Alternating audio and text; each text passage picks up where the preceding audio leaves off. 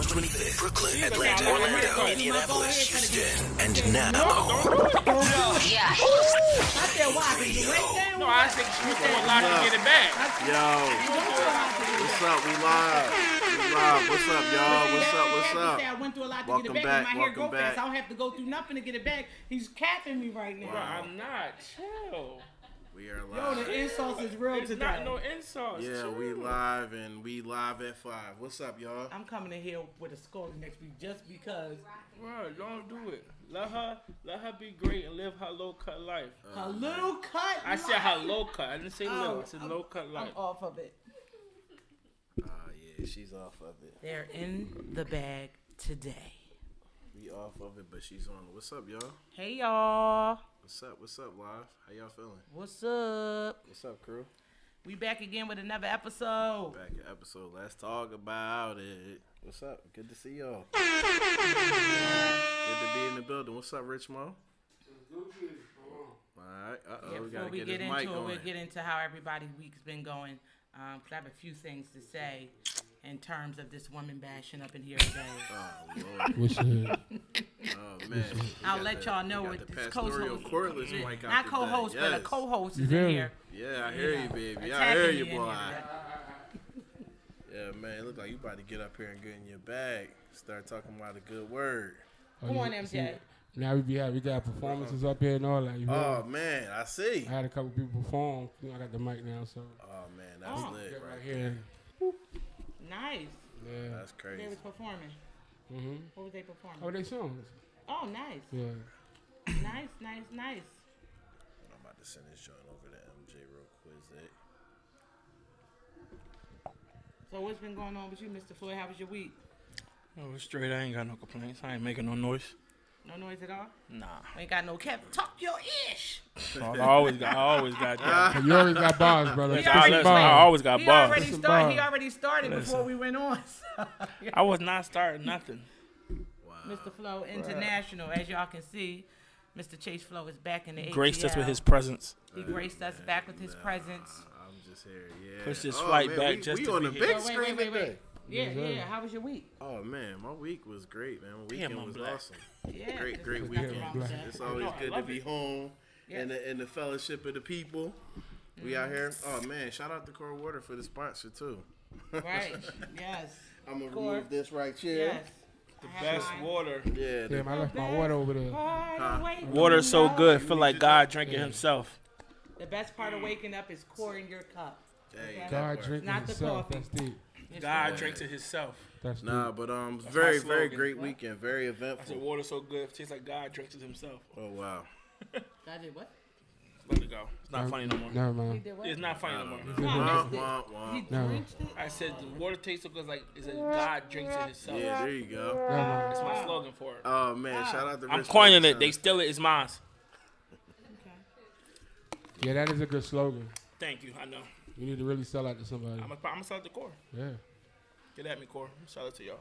Cord. Cut that check. Cut that Sure, shit. Quirk can just check. take it. And now I own it. I own it I'm now. sure Quirk can just take it. It's I have not proof that it copyright. was here first. I'm suing. Okay. Right. But nah, I had a great weekend. It was good, great weekend. Got here, it was very eventful. Was at some powerful conferences this weekend. Nice. So shout out to the people at the Remedy conference. That was Hey, off there. shout That was out off the Remedy. Easy. Yeah, shout out to Remedy and shout out to the people at Revolt. Revolt Summit was popping. Y'all was Reebok you was in Summit the building. We were. You was in the building. Let's We talk did some about great that. things. Hey, let's How talk was about that? it. It was good. It was amazing. Word. It was amazing. I'm tired. Yeah, you be running. Yeah. You the Energizer Bunny lady. No. No. Funny part is you can feel it, you know, it's when you get older. Not in the 20s no more. It's not that simple. She looked like it. But it was, he complimented me. Yes. Look like you all of 29. Yes, Lord. I'm going to ignore that. Yeah, That's John. a good compliment. But the revolt was That's amazing. a great compliment. I learned some things from the revolt, and I learned something from The Remedy. conference as well. So they covered a bunch of issues. police brutality. However, trafficking wasn't covered. Oh, okay. I forgot about that part. What else did they cover? They covered financial literacy. And the other conference covered that too. Tell me again. At the Remedy? The Remedy, Yeah. right. Oh, So man, I didn't make the Remedy all weekend. I was there for one day though. Yeah. And I caught some great speakers. Oh man, they just talking about freedom. Yes, and it's even better when they look like us. Yeah, it's all about that freedom. Yeah. It's all about freedom, man. Just talking about, just basically how to operate in your true status and getting that credit right, man. Shout out to the people that was there, man. We got my good brother Kabir Muhammad, Mr. Credit Fixer. The Credit Fixer. Man, yes, in the building with us today. Some amazing Hopefully, stuff. Yes, in the second hour, so you can come up and drop some jewels to you folks so today. We got my man Kabir in the house today, a special guest. It was awesome, man. Shout out to the good brother Reza Islam. Rizza. I know I keep calling him Rizza. It's like okay. Bro, Rizza. you threw me Yo. off. I know who Reza Islam is. Right. When he first said it, when he first walked in, Right. you wasn't even here yet, I don't think. I said, RZA. I Right. heard you say that shit. Listen, when he That was quiet for me. bro, Like, when he called me today and was like, "Yo, RZA," I'm like, "Wu-Tang?" That's the only RZA I know. But when I realized he said RZA, I'm like, "Oh, I know who you talking about.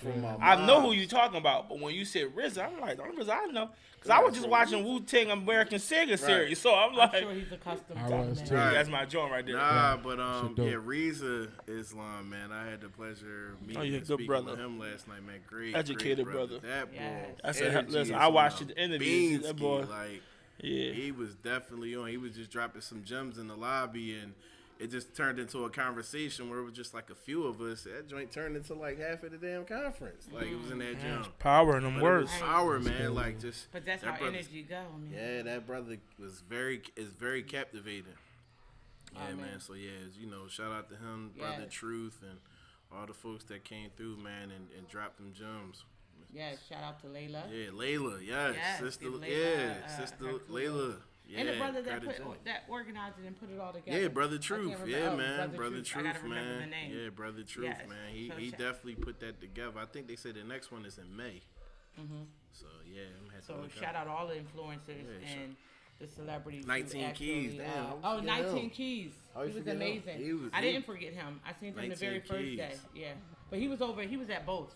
Yeah. He was at the Revolt and he was Both over of at them. Man. yeah. So shout out to him. Shout out to Waka Flocka Flame. Oh man. Shout out to Who will be Waka. coming Wow. through soon for Bow, an interview bow. with us.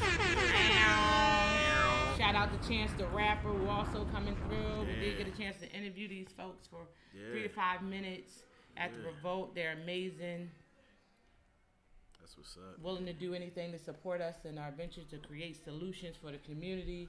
So that was even better. That was the best part of the Revolt to me, is interacting with our influencers and celebrities and having a conversation with them about the things that we're doing to create solutions and asking them to be a part of that and them being open to it. That was the best part for me.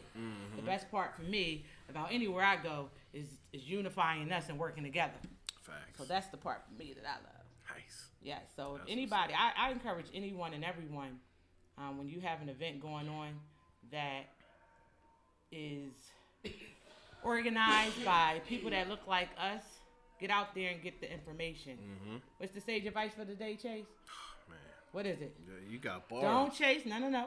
Come on, you know what it is. Oh man, don't follow people. Follow information. Follow the information. So I encourage everyone, when there's an event going on, a seminar, we spoke about that last week, investing in ourselves, to get out there and be amongst the people, because the energy in the room is amazing. It's electrifying. And if you people, like individuals like you and I and the people on this panel, there's no way you can't leave out of a room with jewels and gems and turn that into profit. I don't understand how people can't do that. Right. My brain turns everything into profit. But I'm just being honest.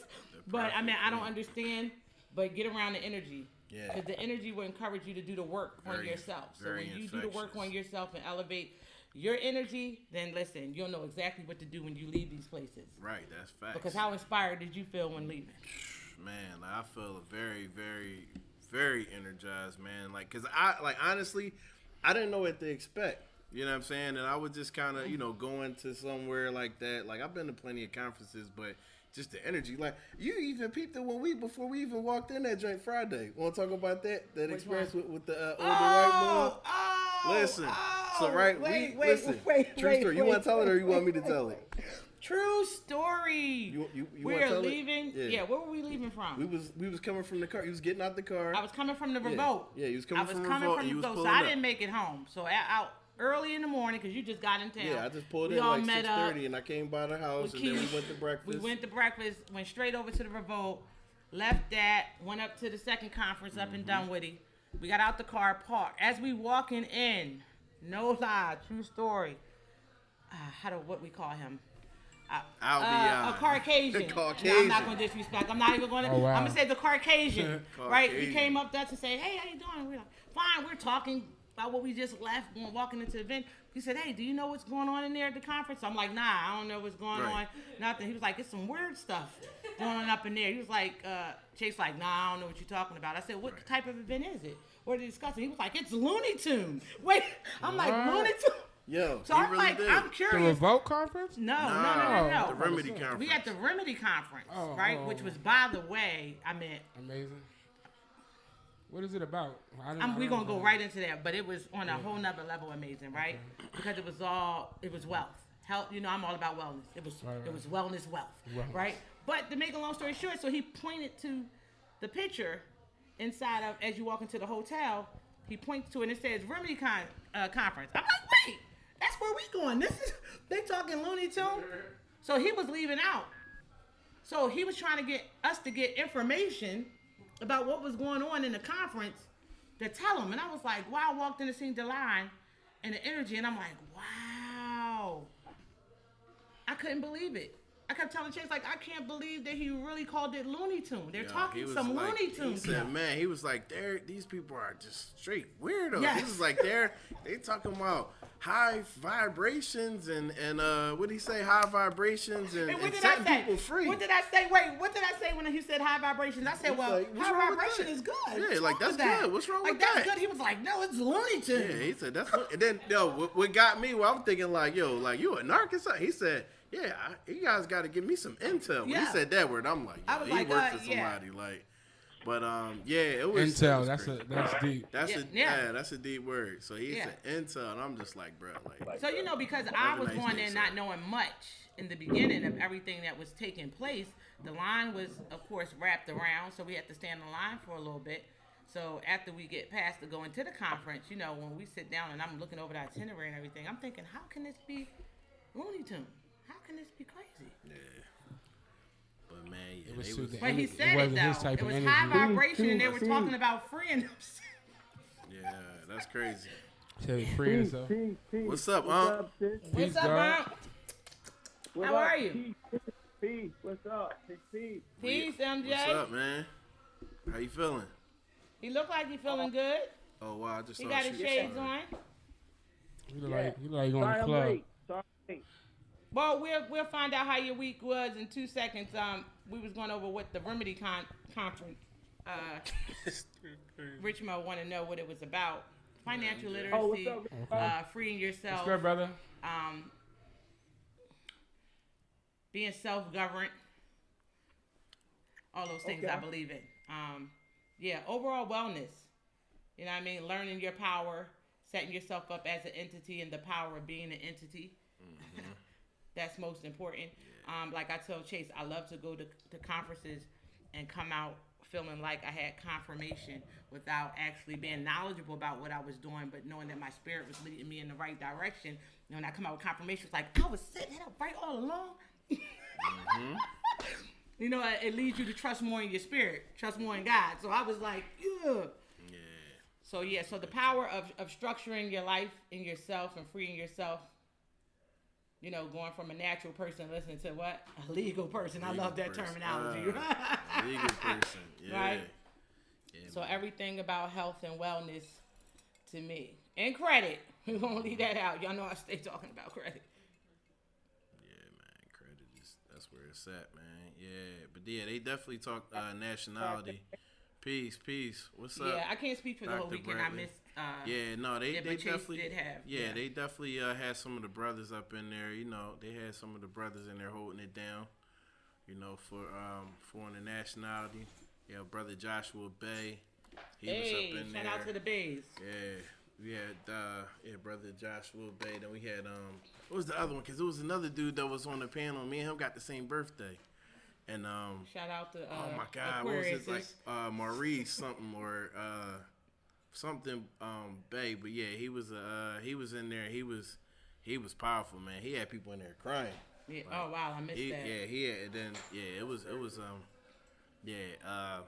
then the one dude, Chief Angel. He was going, yeah, but like that whole I Self Law Master That's what it was. crew, I Self Law Master. I Self Law and Master, they definitely just had a whole conglomerate of just powerful speakers in there and presenters that came through with some really great information. Yeah, so shout out to all of the speakers who are looking to pass the information forward and set up platforms to actually be able to help the people grow in their business and give out some free information. Yeah. You know what I mean? Everything ain't free. Some things got to come with a price. Of course. That's what I try to educate people on. You know, you have to invest in things in order to get the benefit out of it. So, yeah, it was good. So, MJ, how was your week? Oh, the week was phenomenal. The weekend or the week? Hey, I seen you, but the people didn't see you all week or weekend, so you can elaborate. Don't matter to me. Okay.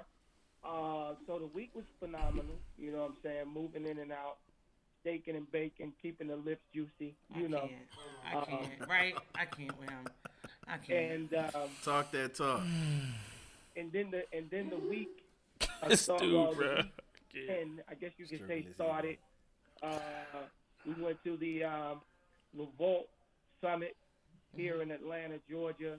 Crazy, insane networking. Met crazy influencers. Peace to everybody. Peace to Waka Flocka. Peace to everybody we met. Everybody we touched. And I got some content that's coming on my page. Actually, if you go to Everybody Loves Uncle MJ, I'll change my profile pic. Ooh, did he? Oh man, this dude finally learning how to use Instagram. Now he wanna. Now he wanna plug his Instagram page. Ladies and gentlemen, just learn how to use it. Follow my uncle, man. Follow Everybody Loves Uncle MJ. Look, it's so fly. Right. He's like, one thing I love is like MJ. You already know MJ is so private, but it's like, yo, like he really popping out here. Like now that he done jumped into the Matrix, and it's like he's hooked. He's hooked. He's just trying to get his DMs popping. I think you swallowed the wrong pill. That might be it. No, shout out to Uncle MJ. It's a good thing when you love yourself and you want to just keep talking about yourself.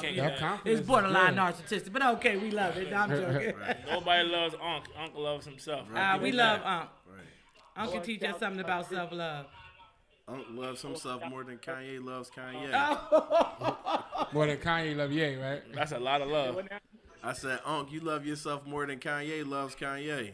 I'm sorry, Ye now. Right.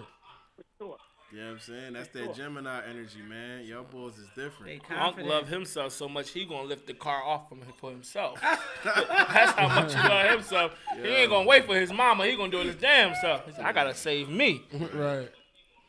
That's hilarious. But it was real dope. That's what's up. A lot of the conferences and things that was going on was super duper dope. We learned a lot. Can't wait to share it. As far as how Sister Sage, my sis, going to roll it out to you, but super exciting. I want to shout to Keith. I want to shout to Sage for just having me. I want to shout to everybody that I met, all the people that I'll be doing future business with. I want to shout to all the live people. I learned a great deal, even though I'm really not still into this whole cyber situation, but I understand now. I get it better. I do get it. So thank you for that. Thank you for that. Yeah, the weekend was dope. Real dope. Hey, man, called cyber since the Uncle 70s. MJ for president, man. My boy gave a speech. Uncle for president. I'm running the campaign. All right. So we'll be talking So about. let's dive into. I was about to say let's dive back into it. Of what we were. I'll start with the subject matter that we were speaking on before we tried to get everybody on. Where were we at, Rich? I know we was in the Bronx River. You talking about Africa Bambaataa? But before then, because you asked the question. You said what talking about before we got out live? Mm-hmm. No. When he asked what is the remedy? We were waiting. No, not the remedy. Oh. I mean, I asked about how the conference was. No, we were speaking about the children. Children in the corn? No. Oh, you talking about raising kids? Are you talking about raising kids? No. What were we at, Chase? I totally forget. So I thought you were just asking everybody how their weekend went. We did, but I'm talking about prior to that. I said we'll pause until we go on because we left off at Bambaataa because Chase did remember who he was. Yeah. And I was speaking about Poppy. Oh, we were talking about somebody Poppy so coming out. No, we were speaking in reference to you were saying that how a lot of time it's the women who saying don't touch your child. Okay, yeah. And things of that nature, and we were talking about it being trauma based. Right. Yes. Right. Mm-hmm. And I made a reference to the Bronx River. Yeah. Bambaataa. So you did hear about that situation. Yeah. I did. Right. You heard about that situation. Right. Oh So just to catch everybody up, what I brought up Bambaataa only because the crazy part is during most of the people that were coming forward, the first gentleman that came forward and speaking to being molested by him, nobody believed, right? Yeah, and the second, third, fourth, fifth, there people were coming out of the woodworks. And I forget the DJ guy who was actually doing the interview. Somebody that actually knew Bambaataa that used to work in that security actually came on to the radio. He didn't want to put his identity out there. But he said that they were pretty much telling the truth. They weren't lying. And because he had a situation with him, but he was like, I'm 52 years old, I'm married, I don't want to think about it. I just did not want these people to be viewed as liars. Right. Because everyone was saying they want $1, right? They're trying to ruin, I think even KRS-One got on and said they're trying to ruin hip-hop. Mm-hmm. And that still wasn't enough. That still wasn't enough. So then you had Poppy, who sat in the middle of the Bronx, came home from prison, and he ended up being one of their hitmans who said, I don't believe I'm about to do this. I think I still got the video archive. Right. I don't believe I'm about to do this, but I'm going to do this, and the only reason why I'm doing this is because the Spirit leading me to do this. He sat in the middle of the Bronx and said, all of the people that came forward about Bambaataa was not lying. They were telling the truth because I was a victim for years. And he said, now I wish they would come, all of his security, including him, tell him to come call me a liar. I'm sitting here in the Bronx. I'm sitting here with my gun. Tell him to come call me a liar. Nobody came forward. Of course so not. that would raise the eyebrows and got him all the interviews from everybody. And he still couldn't believe it. He's like, I'm married with children, so I got to think now of what shame that was going to bring on my wife and everything else. He was saying I was molested from over a period of years. Damn. And how he was brainwashed in it. And he said, but when he thought about it, that's what made him do most of the killings and robberies that he did, messing with him, mentally. Damn. So it didn't get exposed, and he did that step down, and all that didn't take place until that guy came forward and admitted what was going on. Yeah, because he got a reputation, right. So they gonna believe that. Right. So I'm saying that to say when you say that the children at this specific age is not the same with them showing respect to the adults because they swept so much stuff under the rug. You know what I mean? And people wouldn't believe them because the pastors had titles in the community. You understand what I'm saying? This person had a status in the community. Nobody believed them. So because they didn't believe them and nobody came forward, their anger came out in other ways. Yeah, that's crazy. Yeah. That's crazy. Yeah. I ain't hear about all that. I ain't gonna lie. I commend him for doing that because. Oh, man. Now he fights against child abuse, trafficking. He fights for everything now. Yeah, but even coming out of jail, and I know, that could do a lot to him. You know what I'm saying? It depends on how people look at it, but that's a lot for a street person. Oh man, you feel what I'm saying? That's a lot to give up.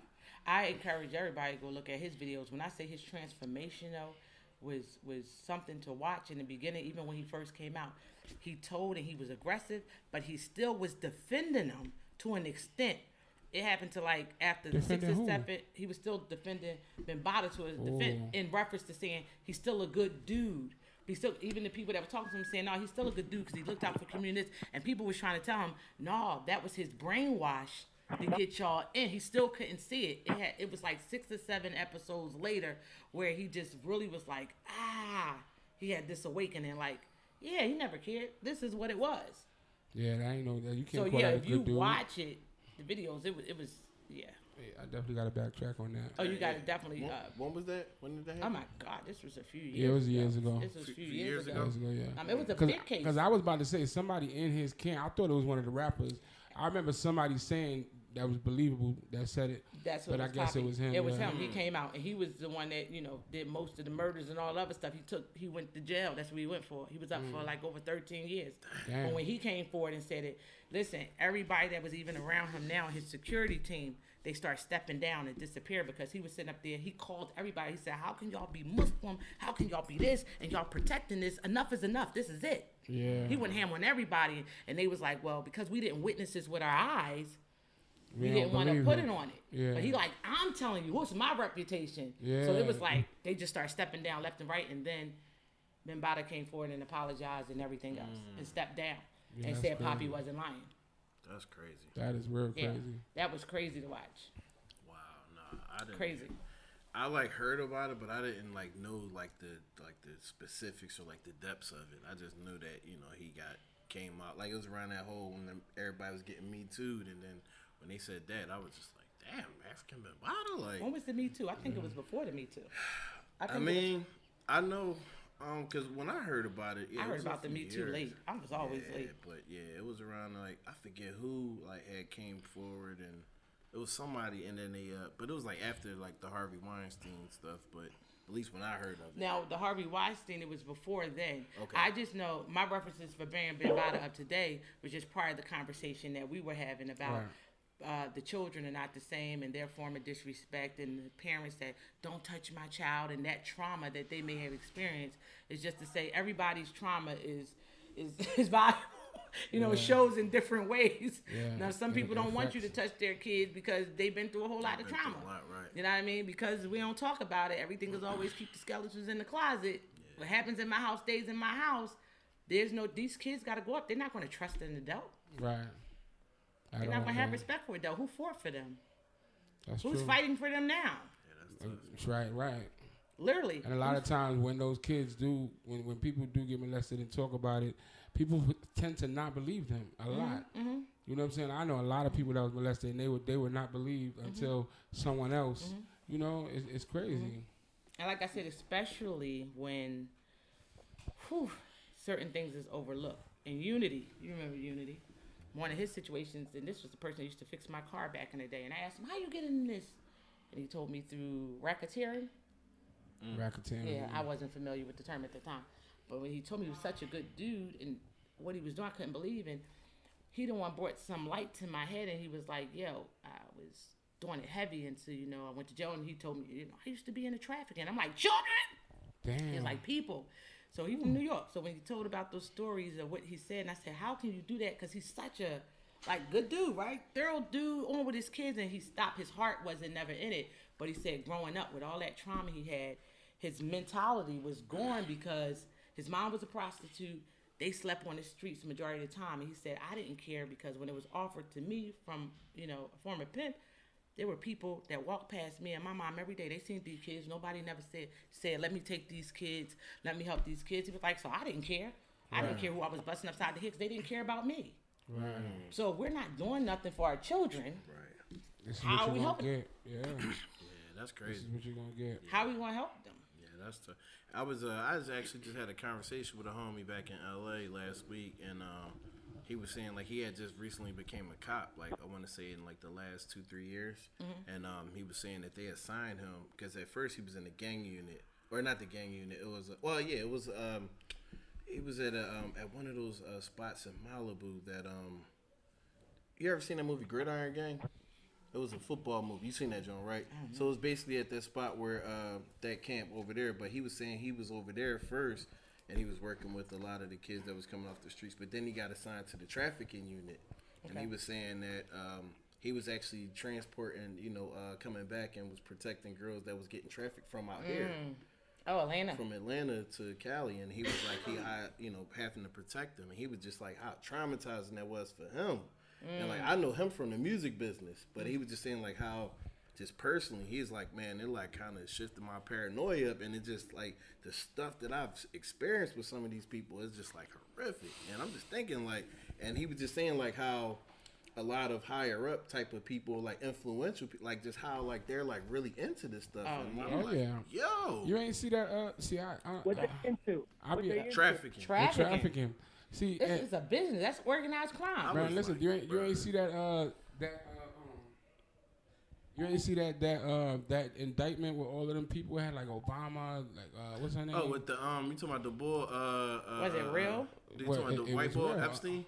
No, I don't know about that. I'm not sure. I'm gonna say it was Obama. It was like Oprah Winfrey. It was right when COVID hit. They had. But I just seen Harvey Weinstein. That was about trafficking. I heard with the John. Yeah. That was about playing with little kids. They said. But that was. What's his name? That was Harvey, was it? What's his name? Was Hillary Clinton a part of that too? Well, yeah. Hillary was. What happened was what's his name? Trump is the one who. But Trump exposed. Put that. He exposed all that. Yeah. He was talking about some plane. They be up in the plane doing it with the kids and all that. They got like a plane. It's a plane ride you take, and they be having kids on the plane. But he was speaking off of some stuff was hearsay because his face, Trump is. Yeah, his face was caught in some stuff with Harvey, but Trump defense was when they referenced it back, they couldn't say nothing because when they asked Trump about y'all seem to love beautiful women. He was like, yeah, but he tends to like his a little bit younger. Right, yeah. He safeguarded himself. That ain't no joke. Trump ain't play. That nigga's funny. I'm trying to get back to. I'm gonna look it up for. What did she say? He got lured in. I grew up in the Bronx. Listen, network it is, but said, it's a show. I grew up in the Bronx. Let me find out. Real soon. I saw the advertisement. It's what's the I think it's on CNN. Don't hold me to that. But it's a Chinese woman, Asian woman who gets deep into certain things. I can't, but supposed to get real deep into it. But if you think about it, if you're rich, if you're a billionaire, currency, if somebody owe you a couple $1,000,000, that's not enough. You know what I'm saying? So what's the best kind of currency is a human being. You know what I'm saying? Yeah. That's what they trade. They trade human beings because with the human being, right? Check this out. You get more worth and value. Right. Like if you're a billionaire, what can you possibly if somebody owe you $100 million? Would you rather take the $100 million or get a kid from Cambodia, 2 kids from Cambodia that be your slave or some shit? Wow, you see what I'm saying? That's crazy. You got billions, so that $100 million don't really mean much. So, I'd rather those kids. Not me personally, but I'm saying I get what you're saying. When Brother Poppy exposed African bodies, 2017. Out here, trafficking is really high in Atlanta. You know that, right? Yes, I do. Super high. That's why we work hard on solutions. Did you see that lady where they went to the nail spot and they tried to get the little girl? No, where was this at? The mother, it was out here. The mother and the daughter, I believe it was out here, but the mother and the daughter was in the nail spot. So the little girl's getting her nails done, and the mother's getting her nails done. The little girl ends up in the middle of it saying, stop, I don't want to. She told her mother, I just want to go in the car. So the mother's asking her what's wrong. She ain't saying nothing. She went in the car. She said, all right, you sit in the car. She texted her sister about it, and then her sister called her mom's. And then basically, they ran up on a Chinese lady. The Chinese lady actually had pictures of the little girl because she was taking pictures and sending to somebody to see if you want her. Wait, what? In the nail in the nail salon. She was taking pictures of the girl and sending it to them to see if they want her. Like if she, and then the girl said that she actually went on FaceTime at one point and put her on the camera. Dang. While she's getting her nails done. Wow. That's crazy. That's on the internet. You can go look that up. Yo, that's crazy. In the nail salon, Chinese lady, you see outside, give me my phone. No, all right, like They had the camera on and all that. The lady was crying. This bitch tried to, like, you know how we do it. She was getting crazy with her. And the lady was like, no, like, trying to let them get her phone and all that. And she called the cops. That shit's crazy. Yeah. So it's like you never know who's doing it. You never know who's helping them. Because, like you said, it's big business. Right. Niggas are getting a lot of money. Because whether it's organs or it's slavery or whatever, it's, you know, it's priceless to have, like you said, a human being. That shit crazy. Did y'all see the movie Annabelle? No. Nah. Did y'all see Annabelle? It's not Annabelle? Not Annabelle.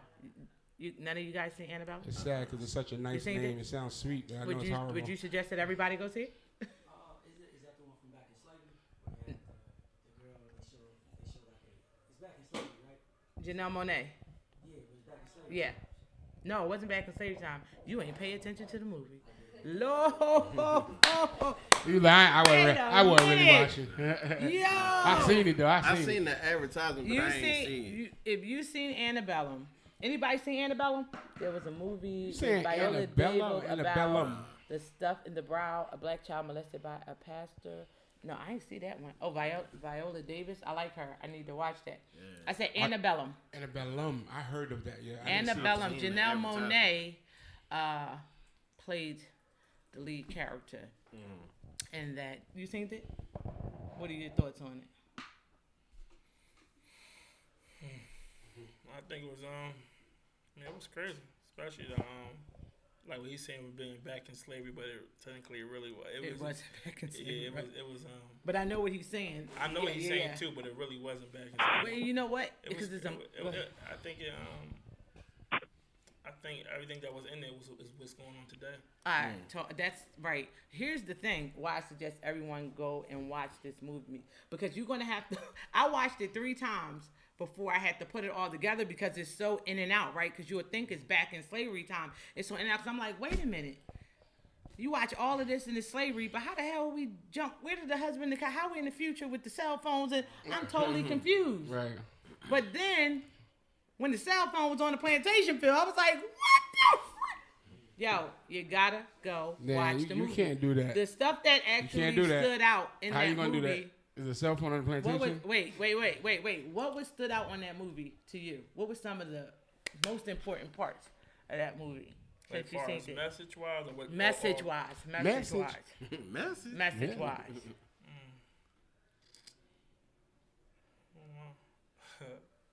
There was a lot of messages. It's been a while since I've seen it.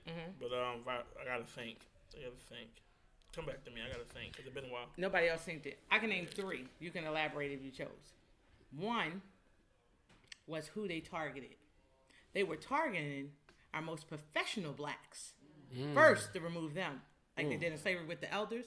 So this is how they got Janelle Monae. She was a doctor and psychologist of slavery and organizing black people and putting them in power. They started targeting them first, right? Because in the field, all of them there was professors and teachers and, oh man, that was the first. Wait. So they had like. Listen, that was the first one. The second one was how they were able to traffic them. They got her in an Uber ride. Well, a Lyft. You remember? They got called for a Lyft to come pick her up. And here's the thing: before then, though, it was now. It was so much now. But when you hear about 3 years ago, all those DC girls going missing and all these ones going missing, it was amazing because. After they got in the Lyft, but before then, remember, because she did interviewing journalism, the white woman that called her up to do the interview was asking her weird questions, and then I was like, okay. And then they snuck into her apartment. Like, they knew certain things. They got her with the Lyft. That's how they got her. That was 2 that was vicious. The third thing was the people that had the plantations is the same people who own our museums, and they were senators, and they were governors. Wow. That was like, I was like, the one who owned her, Janelle Monae, in the movie. Remember when she got out, he was a senator. He was the head running the whole plantation. And they called him like senator. He was leaving, and he stuck his phone in the thing. I was like, how the fuck? And I was falling asleep, and I had to go back and watch it again. Like, wait, what? But that's how it is now. I mean, not now, but that's how it was then. But they took her. But here's the funny part: her husband and her child, because she was a mother. Her husband they had all of the the photos out and pictures out looking for her because she's missing. Oh wait, so they wasn't taking like single black women. They're taking people with families. What? Did you hear what I said? Yeah, they were targeting the people who empower our race. Oh shit. That empower our race. That was the first thing that was messaged to me. And you know what else? Throughout the whole movie, it was like, listen, it was Jews that they were dropping. Because remember on the plantation film, they were doing, planes was going over here and they was looking up. And I was wondering, why is it a plane there? right. There were Jews all over. And then you heard all of the guns. So at the end of the day, when Janelle actually became this extraordinary, strong black woman. Listen, when she went in for the kill and got free after she came through the horse and murked up everybody, her plan was vicious, right? Okay. When she came out, don't give it all up. She was behind the plantation. I have to give it to you. They was behind, right in Mississippi on the plantation field, behind the what was the joint? It was a plantation museum. But they was behind the war, the Confederate joint. So all the guns is where they come to shoot and do all. So you wouldn't be able to hear the cries or anything anyway. Oh man. You about to maybe watch that? You gotta go watch it. I'm about to watch it tonight. Right. It was vicious. You know what I mean? Like. It was vicious, and it was funny because they were setting her up all along with the white little girl and the other little girl, her daughter. Like, the broad had the nerve to tell her, your daughter needs to be like a play slave for my daughter's son. And she was thinking the girl was weird, but the whole time she was the wench on the plantation. That she was trying to get her daughter. Man, that's crazy. Yo, Antebellum was eye opener. That was like, yo, this is crazy. Yeah, I thought it was a horror movie, just like a straight horror movie. It is horror if you thought about it all over again. That Because in the back when she's like, ma'am, can you cut the radio down? She getting the lift driving. They got it blasting, so they wouldn't be able to hear her scream and kick. I mean, she's like, can you shut it down? Oh, they got her. They got her. Crazy. It was vicious. Wow. Sidebar, I love how you talking key. Like you was like talking, you was like, yeah, no, senator.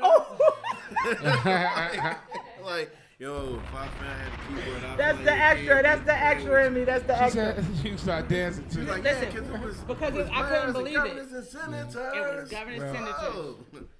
No, I say that because people be think I'm crazy when I be like, no, I don't really like the politic game. Because I don't understand how you gain your votes off of just investigating and shaming your competitor. It's like, how can I trust you? Where's your integrity for exposing this person? He's the worst person in the world because he cheated on his life. He's a cheater. Wow. Like, but y'all that means he can't protect his people. But y'all friends. Yeah. So yeah, I don't like that. I don't like that game. That lets you know how they live. Yeah. So that's why Barack was more cleaner because he didn't do any of that. He's very debonair. Very. Okay. Shout out to the debonair. Shout out to the debonair. So go and watch Antebellum. I suggest. I don't know why we haven't. All of us need to watch Antebellum. Yeah, and it's sad that a lot of people still haven't watched Antebellum, but they're not going to promote. Yeah, they're not. They didn't promote it like that to me. Like how you telling it. And by the way, Janelle like you said, Monae when I seen the commercials, it didn't make me feel like that's what it was going to be. Right. Oh man, and Janelle Monae is a hell of an artist. I'm just saying, artist all the way around the board. She's outdone that role. You feel like she's a better singer, an actress? She's a singer. I think. Well, you know what? Her acting is. I think she is capable of being up there with the greats because she is. But here's the thing. I mean, her singing is believable, and so is the actor. So I I like Janelle Monae music. Right. But I think 100% a better actress. Yeah. I think she was. She's. Yeah. Yeah, her acting is incredible. I gotta see this movie. Yeah, strong presence. You know Antebellum.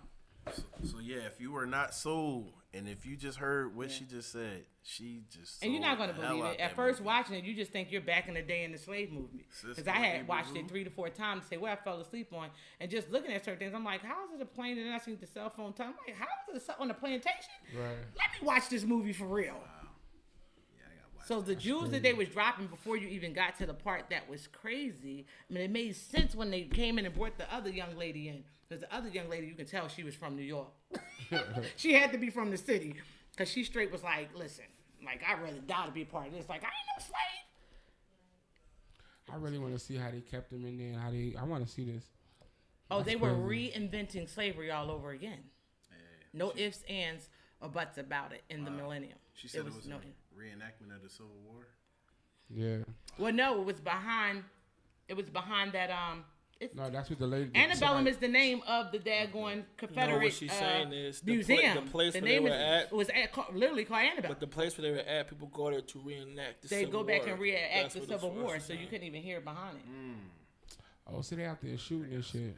Yeah, so all you hear is saying while you're watching the movie, while they in the field picking cotton and the people beating them on their backs and they looking up, trying to hear the sounds. Like I said, they looking up at the plane. You can hear the shooting sound. Like, well, it's a whole lot of weird stuff going on. But you would have never thought we're living in the present day. Yeah. Like, this is going on now. So that's why I said the Jews that I paid attention to is who did they target it for slaves. They didn't go and get, like, the ghetto. They wasn't targeting them I don't first. think the ghetto would have stood for some of that stuff, though. No, they probably would have died.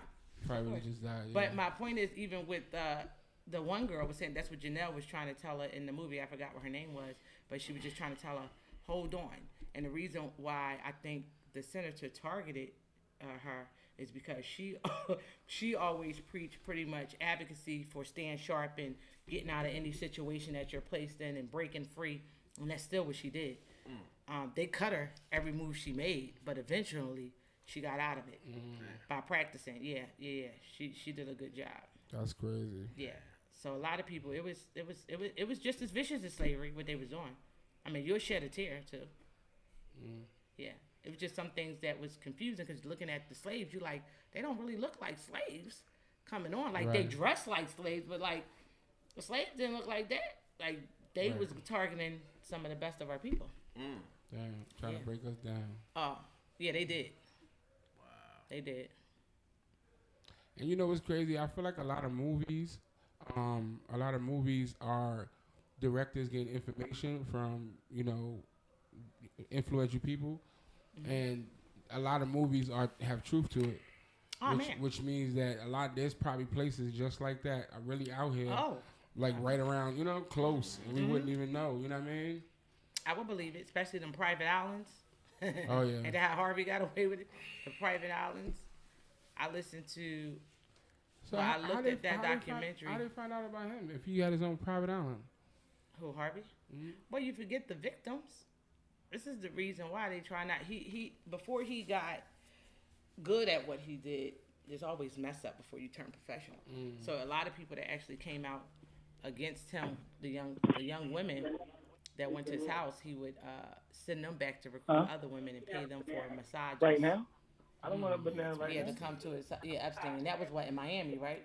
At Yeah, first. it was on Palm Beach. I want to That's say. crazy. Oh, yeah. Palm Beach. So he would target like 15, 16-year trailer. Hate to say it, sorry guys. Trailer trash. That's what they called them. Yeah, he would get chicks from the city. Yeah, and then he would recruit them to go to the high school and bring them back. They just want to massage, and he'll expose himself. And they're like, oh, I just made a couple $1,000s for doing this massage at a guy's house. That's what they'll think. I mean, a couple people wasn't with it. He messed up a couple of times going after college students that wasn't from poverty, and went to the police station. They started investigating him. But he did have his own island.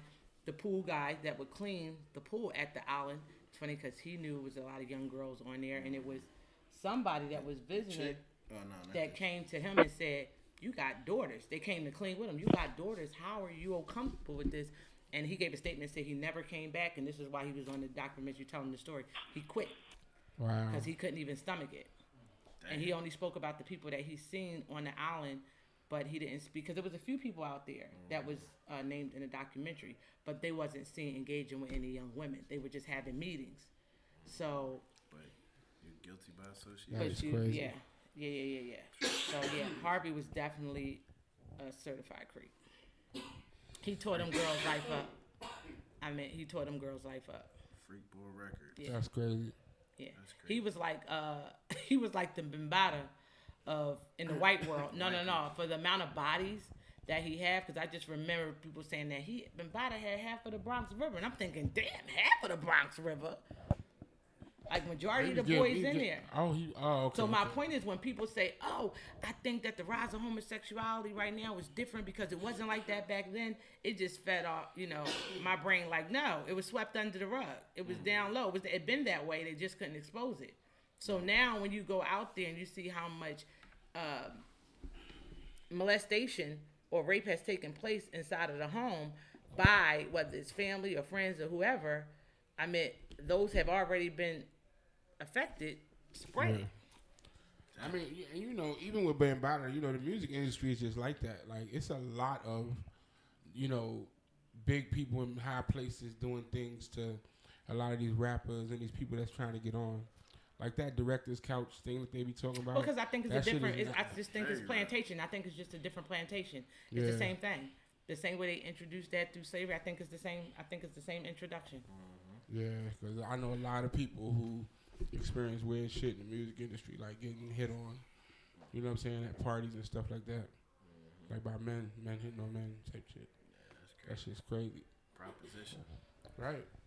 You really want this career or not? How bad do you want it? Right. But what is that? Is that like a power thing? Because they in the industry, they got a couple $, so they can get whoever they want. So what is that? I think it's gatekeepers. I'm a gatekeeper, and I want what I want. So if you want to get through this gate, because I can put you on the other side. You know what I'm saying? So. But what is that? And it could be some power in degrading a tough rapper. You feel what I'm saying? It could be some power, like you can get a power trip out of that. It's all a gatekeeper. It's all delusion of grandeur. When I say gatekeeper, say it again. It's a what? Delusion of what? It's all delusion of grandeur. Explain. What's grandeur? They think, okay, so anybody who's doing anything negatively, creating bodies and trafficking and putting people in poor positions for power, they all gonna die just like us. You know what I'm saying? It's all delusion of grandeur, like thinking that they're in a position, something that like more powerful than the Almighty God that we serve. Somebody put in their ear that if you do these sacrifices, you eat these babies, you do all this stuff, that your life is gonna be better than the rest. That's at the end of the day, you just like the rest of us. It's only two things in this world that is certain. You live and you die. That's it. That's what's certain. The rest of it is all whatever people make it out to be. So you said if a person needs to put another person under their toe, making them submit in a sexual thing just because they in a powerful position, that's because they either had that happen to them, or they believe that they're powerful enough to go beyond, the supreme being believes, and ultimately they're gonna die. You gonna die just like you're gonna die. You ain't gonna live for money that you gonna die. Will go with you. Okay, none of that you have now on this temporary plane will happen beyond that. That's and facts. You will have to pay for your deeds. That is without question. That's facts. Did that answer the question a little bit? Is it still there? Well, yes. You was asking about the gatekeeping part, right? Mm-hmm. Well, like part of what he said, I understand it what relates to it, yeah. But when he said like it's probably done to them, and that's what happens. I think that it was probably done to them, and then now they in their high position. I'm not gonna give you this opportunity unless I do it to you. Like in the industry, they got something called paying your dues. Mm-hmm. It took me a long time to realize what paying your dues was. I thought paying your dues was just doing shows, putting out music. No, paying your dues is a lot of these older rappers or older people that was doing music are now doing showcases and stuff where you got to pay to be in this showcase, but you're not really going to benefit from it. So paying your dues is being that person and not knowing the knowledge of how to actually do what you really need to do to get on. So they let you struggle for a little while, and then a gatekeeper, will let you through. Once they let you through, you know better than to do some of them paid showcases. You know better than to pay this person because they said they could get you to an A&R that's never going to sign you. They're just going to sit down with you in the office, make it look good. Oh, I had a meeting with Def Jam, but nothing came of it. But you paid $5,000 for that meeting. So this is what they doing to artists. It's called paying your dues. So at the end of the day, there's people that's overly ambitious, and they'll for the lack of better words, take a dick to get on. You know what I'm saying? That's what it is. Yeah, I mean, I definitely could agree with you on that. Just like that sounds dark as hell. It's very, man. It's very dark and it's jading, and it just the thing is because they have that whole thing with dangling the carrot, like basically, you know what I'm saying, of just making you exert all this energy and time and have you thinking that, oh man, if I just constantly build with this person, then they're going to see something good and allow me to do my thing, when it's like their intention was to just basically dangle that carrot and string you along and make you feel like, oh yeah, well this person, they say if I do this and I just keep showing up and working hard or doing this, then they're going to put me on, but their intent is just to... So you're saying it's set up that way. Yeah, and that's like, like you said, that narcissistic mindset just to try to control and just to... It's weird, so man. It's set up like that by... for us. It's mostly set up for people. It's for us. It's like I don't see them doing. I'm not gonna say I don't see them doing that to their people, but I feel like it's more so us to be. I don't know, because I'm not them, so I don't know what they go through. But it's definitely set up like that for us. Yeah. I've been in the industry since I was 13. I had to deal with Motown, Arista. I seen all of this from young. And the reason why we couldn't progress because we was some badass niggas for the project, and we wasn't having that shit. You feel what I'm saying? So it's like... So Bambaataa didn't make it over to y'all. Couldn't. You heard... I'm joking. You heard Cat Williams. What you doing, Mr. Jackson? Right, Mr. Jackson. Not happening. We was 13, smoking weed, rolling dice. We was in the studio with guns. Them niggas was looking at us like, y'all badass motherfucker. Like, we was not happening. And I think they saw that early, so it's like... It was the jagged edge. They brushed us away. Mr. Jackson. Right. Mr. Jackson. Nah, but the sad part is there are kids, B2K and there's other kids that it happened to. Yeah, that Chris Stokes thing, man, was crazy. It happened to. That hurt my heart. And what's sad is because these kids come out of the city and all they want to do is do their music, and they don't even know the setup when you get there. Like, that's the sad part. Yeah, and then like you said, they brainwash these kids to thinking that it's all right. It's right. Like a lot of these kids be thinking that what they doing is right. Like there's nothing wrong with it. You know what I'm saying? Like they was believing that there was nothing wrong with it. Because they didn't know. And I forgot who told me. I didn't want to put it out there, but somebody told me basically, when they hung out with them one time, they used to write for them. When they hung out with them, they try to make him feel like it was okay. He was like, y'all bugging, I ain't doing that shit. Because they used to do it, from what I heard, they used to do it amongst each other after a while. You know what I'm saying? Thinking it was right. Yeah, and I just heard over the weekend on Saturday when we was at the Revolt, because I seen like people on social media. I guess it was, I don't know if they was in Cali or something, but there was a bunch of Britney Spears fans, and I guess she had just got freed from something, and they've been making a hashtag Free Britney, and then I guess that's the name of her Netflix joint. But I guess her deal, she was under that contract, I guess with the label, and they basically, even though she fulfilled I guess the monetary part, but they still had control over just her image and because old girl was breaking it down. So I'm like, why everybody hype about this? Britney Spears? Britney Spears. This is recently? Yeah, it was just Saturday when I seen it, and I guess it was something that I guess she was freed up from the contract. I gotta go back and watch the documentary, but they were saying that it was different things in her contract where it's she wasn't allowed to get married, she wasn't allowed to do certain things just with herself.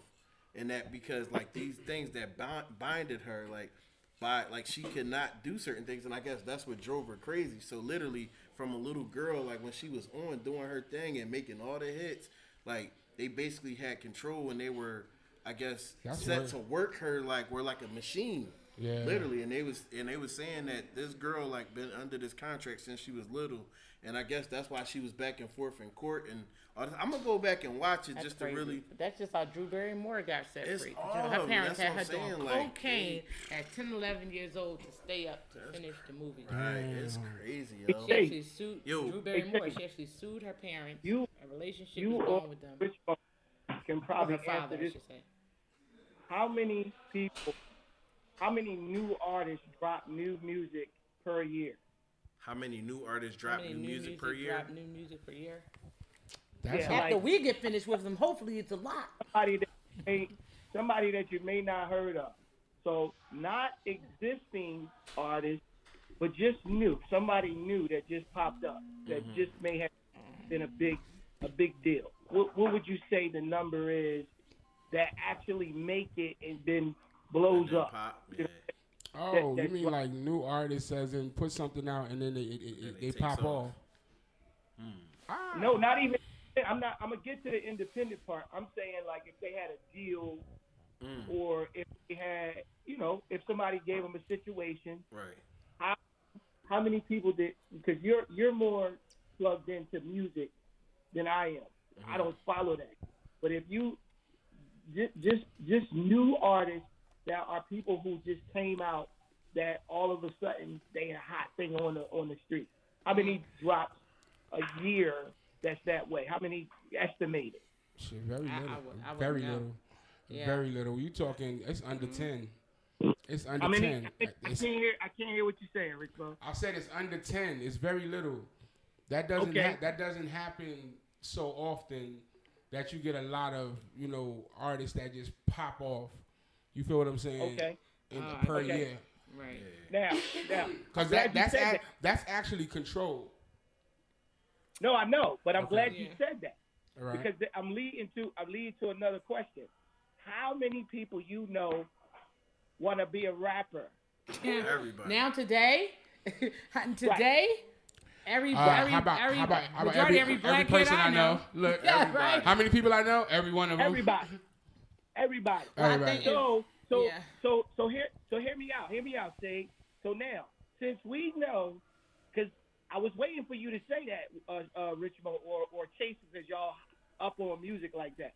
So now, if it's less than 10 people that come out to be maybe a hot joint, and you still in competition with people who still out. Remember, you still dealing with people who have to drop their own music, right? Right. Who've been out a little while, right? So now that's the ticket. That's how they getting people to do the nasty shit. About. Yeah. That's the sacrifice. Yeah, that's the people gate. Should be. That's the gate. I said that's the gate. Exactly. So what we should do as a solution base is to educate people that the odds are against them, and not be disparaging. We're not disparaging. We just need another. It's a direct to consumer. That way they stay out of the line of fire that they're going to encounter with these big, like Chase the Rapper said when we sat in there at the Revolt Summit. He Chase the Rapper. I'm sorry. That's all good. I'll be Chase the Rapper. Chase the Rapper. Chase the Rapper is right there too, but that's Chase the Rapper. That's not what I meant.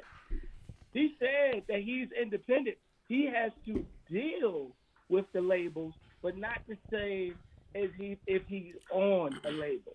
So he kind of went around certain channels, and that solution base is where we should be on the level of all these people who are sacrificing their souls and may not make it to that 10 person or may not be that 5th person in that year.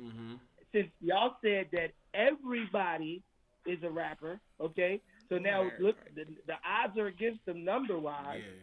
So it's a direct-to-consumer market, so we should help push them in that. That's where we should be pushing, so we can help people to stay away from sacrificing their souls and have doing all kind of satanic stuff just to be in this so-called situation. You know what I mean? Did that make sense? Go ahead, Chase. I'll elaborate on that, but you can go first. Oh yeah. Look at the live time. Oh yeah, no, we good because I think it extends over until we're good. Yeah, it extends now past an hour. Oh, it does. Yeah, somebody's cut off on him the other day. Right. If I could definitely answer to it, and I'll be brief because I know you want to. Go ahead. I just know like now because of like what the wave is now with a lot of these artists. Like in Chan's situation, like I don't know directly, but I just know with his thing that really allowed him to have creative control and kind of do what he want. He had backers, and what a lot of these artists are doing now, they'll have the backers where they'll basically curate, create the project or whatever like that, do it the way they want to, and then they'll partner with a major to do a distribution deal. And a lot of times where it's like they'll use the label just for the resources for like getting shows and getting on the big stuff, or getting radio and all of the spins and stuff like that. But that machine, but they more so like have the control where there's like, you don't own me, so you can't tell me what to do. And I feel like in Chan's situation, he won because he, had the people that backed him, and then he was doing his thing from the muscle. And like I said, I started following him. And his daddy, though. Yeah. Is our very, very powerful. Because I'm about to say, because his mom and pop, I heard they big real estate moguls out in even Chicago. outside real estate, his pop used to be Secret Service for the president. That's what I'm saying. What you talking about? Basically, those like joint venture deals. Right. Yeah, That's when you have a deal with the label, not signing to them. Exactly. As an independent artist. It's like you have free reign to do what you want, but Yeah. But you done? No. Oh no. So, based off of everything MJ said, I'm here with you on that, but I think the difference is, just like Chase spoke a little bit on the kind of deal that Chance the rapper actually had, plays a big part in his success, but his parents plays a big part in his success too, and his background and where he come from. I personally think that getting around the selling your soul or coming up with solutions that will protect the artist in some of that casting couch situation, I think that what's not in you is not in you, right? Because I heard a lot of male and female say that they just didn't take the deal. However, you have a lot of children who don't go to Hollywood with parents, right? They're unfortunate. They come out of impoverished communities, right? They've been in households that they have already been raped and molested. So asking for some money could be nothing to them, right? It's like, I already did this and been through this. And I heard a lot of them in interviews speak on this. They made a bad choice based off of the background that they came from. So a lot of things in terms of selling your soul, they may not look at it as in selling their soul, because it's something their soul would have done anyway. You understand what I'm saying? So if you're coming out of from a community where you was already sleeping with people, husbands and boyfriends, and you going there in the industry to get on and do it, it's nothing for you. That's all I gotta do? Let's get it. That's all I gotta do? Yeah. So I'm gonna do it to get a couple million. I'll do it. This is all you want me to do for this? I'm starving. So if they starving, they're making decisions based off of being in survival mode. Right. You understand? No different than the stripper that's paying her way through school with stripping money. This ain't what I want to do. I mean, everybody that got a couple of dollars now, they doing it. Is Cardi still stripping? No, that's not that they. You know what I mean? Something that they want to do. They coming out of stuff. Yeah, exactly. But I'm just saying, she's not in the club every night. Right. She didn't make that choice. She wanted to do something else. But they coming out of survival mode. They starving. So it's like, hey, I already been through this all my life. I might as well get a couple dollars for it. Yeah. So they're not looking at it as selling their soul. They feel like their soul has already been compromised. Exactly. Yeah, and just to add on, just another thing, like solution based, like I got some information over the weekend, and like just this wave that and I'm gonna continue to educate myself, but like the wave on the whole NFT wave, and like I heard some stories, and that's why I'm like, a lot of these artists now is like, because that's basically cutting out that whole going through that system. You know, and everybody was talking about the whole Tory Lanez thing, and just, what he went through recently with Meg Thee Stallion, how a lot of the labels wasn't trying to mess with him. But he, already had a built-in fan base. They said this cat had put out, I guess, a new project, and he did it through NFT. He said this cat made $1 million in less than a minute. He said he put out only 100 copies or 1,000 copies or something like that. And and basically, he sold 1 million of them joints. He only put out 1 million and he sold it for $1. That's what it was. He put out 1 million copies and he sold it for $1. Now like I said, he made that, and then on top, he went platinum. Thing is gonna listen. Right. I don't think they were ready for the transition of what was taking place. I'm saying, stuff like that is basically taking the power back. So that's what I'm like, as artists, like, and then the good brother 19 Keys, he was saying like that's just what he's doing. So with the uprising of social media, and then now we're going into this whole metaverse world. It's just like understanding how to utilize those platforms and then be able to build with your community, build your tribe within that world that you have on social media, and then be able to do that where you don't need no label. Right. I agree. I totally agree. I just still need our people to realize that in the midst of all of that, attending these seminars and events to get the knowledge is awesome. But for some reason, we still get comfortable, right? Once we reach a certain level of success. So I think that we have to keep educating each other on, if we don't own the platforms we sit on, right? Don't get no comfy blanket and no pillow and become super comfortable, because the industry, even though there's different platforms that is taking place where though we can make the money, right? But if we don't own it, that's just like, who is it? Oh, your man, RZA, was talking about them cutting the content that he actually had, right? And things of that nature, even on Instagram. Mm-hmm. Certain things that people can't get posts. We still don't own the platforms. You understand? So once too many of us start making money in a particular field, they still control the money, how much money we can make. So with that being said, we still have to keep in mind that we shouldn't get too comfortable. We still should take a piece of those money and invest in our technology companies that are black children that are going to school for technology and hacking and all of those different other things that they actually do, so they can have funds to actually experiment on how to push us farther to create platforms that allow us to generate currency. Right. That's fact. You understand what I'm saying? Because I think that is what we're missing. It's good to attend all of the lectures that talk about wealth and everything else, but we're not talking about the how. Or the resources that we do have. Right. You know what I mean? And those resources is, we have black children sitting in school that can hack, that they know technology, they know computers, they know all of that, but they have no budget. Mm-hmm. Ain't nobody putting no money there for them to play. Right. Yeah. And then the only imagery that we see is like constantly just is the basketball players, the rappers, and that's all they want to be. So they don't. Yeah. So our growth and our finances is limited if our wealth is controlled, and that is what we have to realize, that it's controlled. Yes, we have black billionaires, but we already spoke about that. We can count them on one hand. There's a problem, and if our dollar still equals 6.6 in the community, the black billionaires don't mean a goddamn thing. Because as a unit and a collective, we're nothing. That's a fact. You add all that money up, and we still at 6.6. We only still gonna get our hair done from black people and haircuts. It's nothing. And them billionaires, so the conversations no money we need to have people should be based around that. That is what we need to start having seminars and lectures about. Then we can start cutting down that caste and couch situation when we look at our people, melanated people that look like us, that have billions and millions, and say, okay, well, what you doing with it? Well, it's theirs for sure. It's theirs. Ain't what they doing. No. What I'm saying, are you supporting your people or investing in your people? Right, but it's what type of people? Because everybody can consider what they're doing. You know what I mean? Good, to give back to the community that's considered good. Yeah. You know what I mean? They all think they doing something good. Yeah. And I won't say that they're not, but I'm just saying nobody's having the real conversation of what we need to be doing right now. The wealth is still controlled for us. That's true. You know what I mean? So we're not organizing. Malcolm X said his biggest mistakes was trying to organize the sleeping people. First got to wake the people up, then we can get organized. You understand what I'm saying? So we got to wake the people up. We're woke. 2020 woke a lot of us up even more.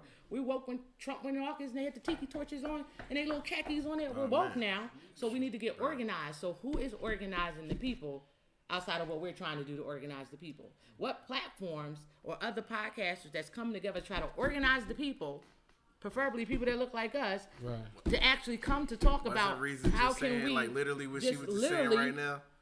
Go ahead and organize. She's literally saying what he's saying verbatim. Like he was literally talking about that's how everybody like come together, and that's what he said. Like, just it's one thing and saying is another thing and do it. Because I'm gonna go back to what he just said, or did you just say it, or MJ just said it? And gatekeeper, because when you try to connect with them, then you got their managers or people under that as gatekeepers that won't even let you. They dictate, well, that might not be good, that might not be this, and it's like, are you serious?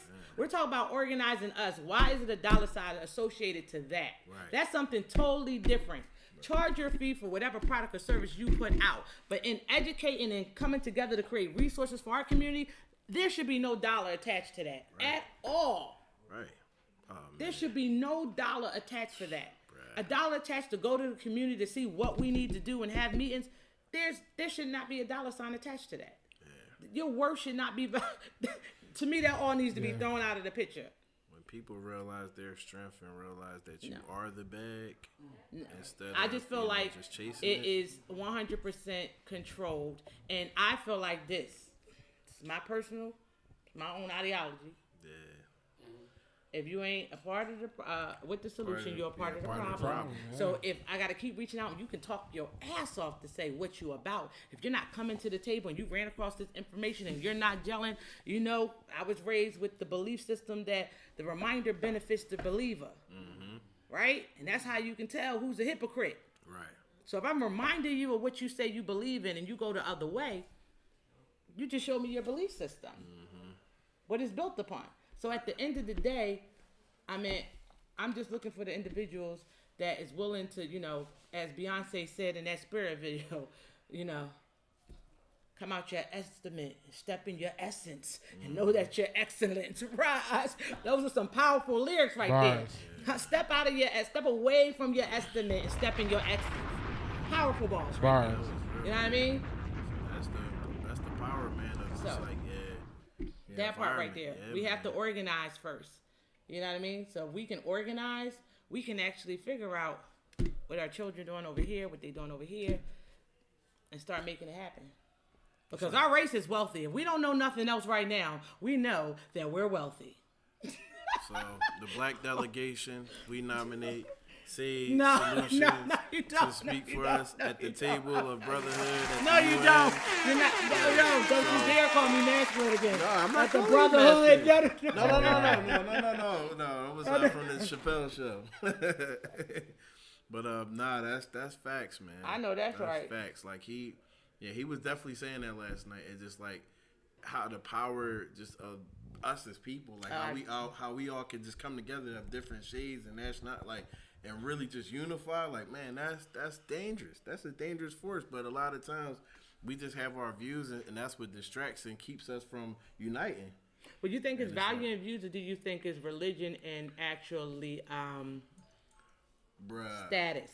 Because I think that's what divide us in our race. It's religion and status. Can we bring the good brother Kabir on? Because I know he was dropping something. He was drinking. Kabir, let's go. Kabir, you want to come on? Do you need me to be my extra and give you a Let Uncle MJ back in. Let Uncle MJ back in. Of course. Pull up the chair to the table. Let's get the brother in. Matter of fact, I'll slide around. Just chase and slide down. Get him on. Yeah. Come this way. He said, I can grab that coffee. Come around that way, bro. Yeah. Chase and slide down. His brother Kareem from the Banks. Dang, I can't. Young Wallow. Right. I look like all of them just know this. You got to double take a little bit like, wait, what you doing over here in Atlanta? That's like the headphones on. Yeah. For sure. Okay. That's like the...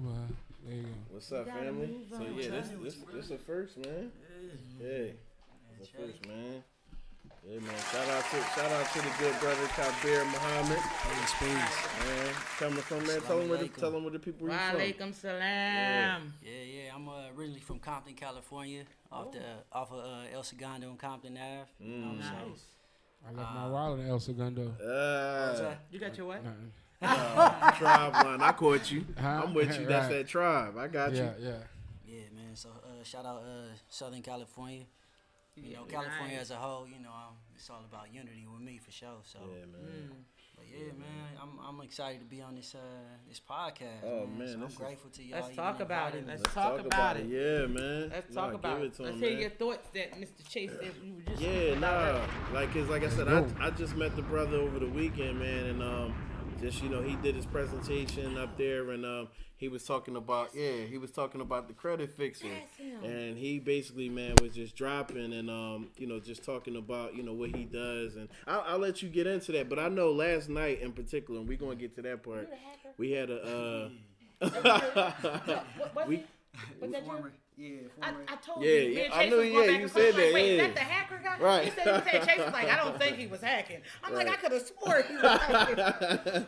Okay. Nah, and but if you I know we had that conversation last night where it literally just started. It was like me, you, Reason, like two other people, and Don was there, and we were just talking, and then next thing you know, it was just like the whole half of the damn hotel was around. It's like by the end of the night, but yeah, man, like so I get into telling the people like about yourself and what you do and what you Oh, okay. I mean, want to jump right into it. Yeah, let's go. Yeah. So I'm the creator of Credit Fixer. So it's a software that essentially empowers consumers with the knowledge, the tools, the resources, to fix our own credit, to manage your own credit.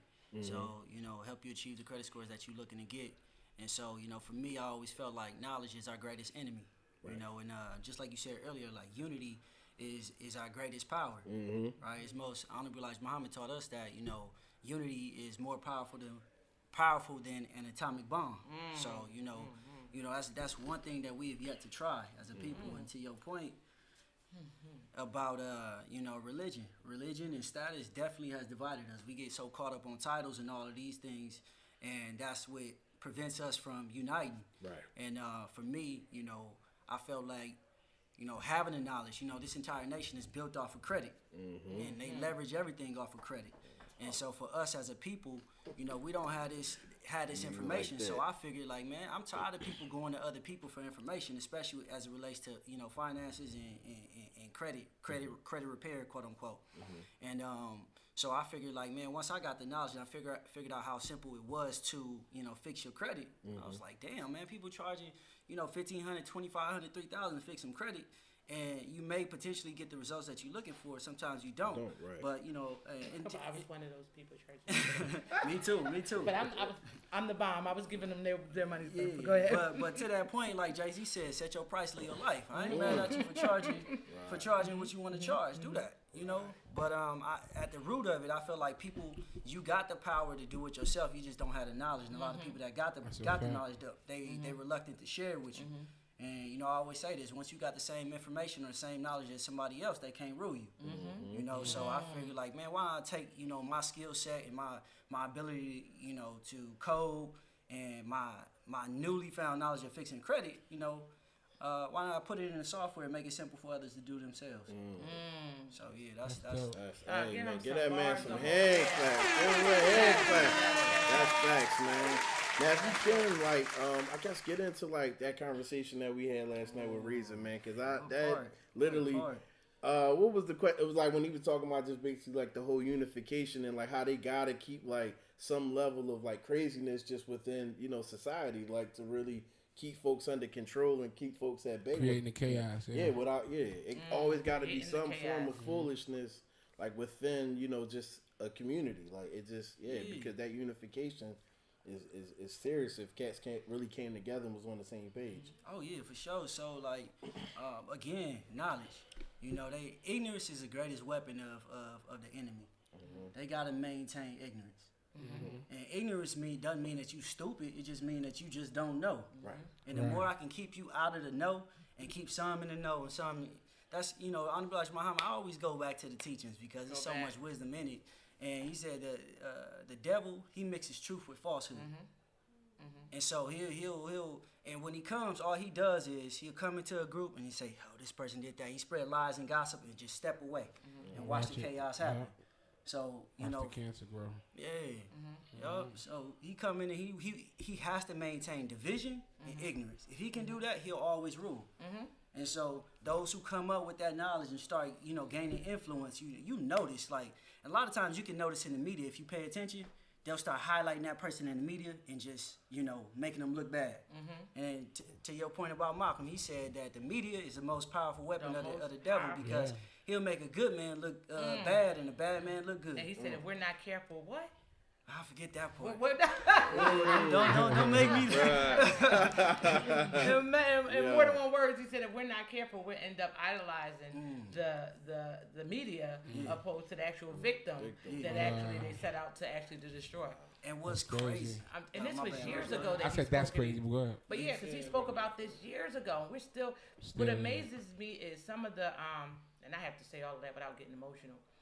Because I truly, after looking at the history of our people and their struggle, I don't know how you can speak on it and not get emotional. But some of the songs that were created during that depression, how is it so relevant today? And it sounds like it could have been created today, and they wrote these these songs 50, 75 years ago.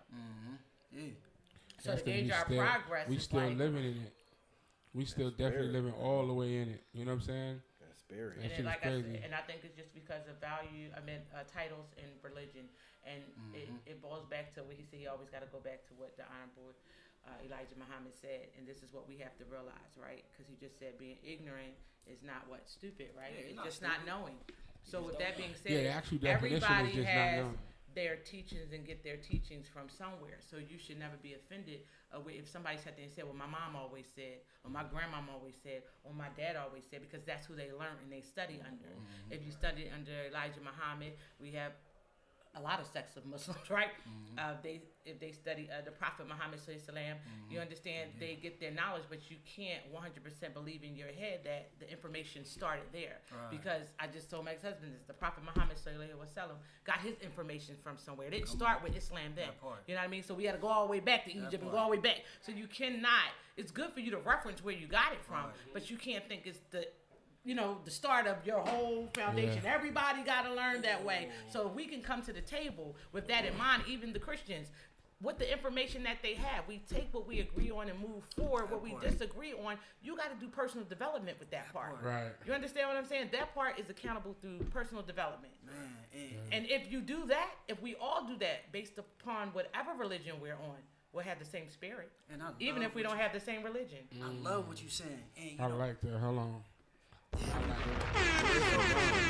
That was a bomb. Listen, get rid of bombs. No, I just think we need to really unite. Absolutely. And one of the things I love saying nowadays is I'll be happy when religion is done away with. Because it truly does divide us. And when I say that, a lot of people be thinking like, wait, so what, you some atheist or something? Nah, hell, nah. I'm with you, brother. Because religion didn't start with, it was always just one belief in God. When God created himself, he created religion. Created Islam or peace.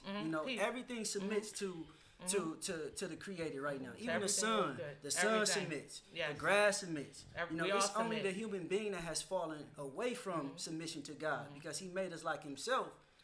And because we have choice, everything's in order. It's just the human being that's out of order, which was a reason why religion needed to be, created, right?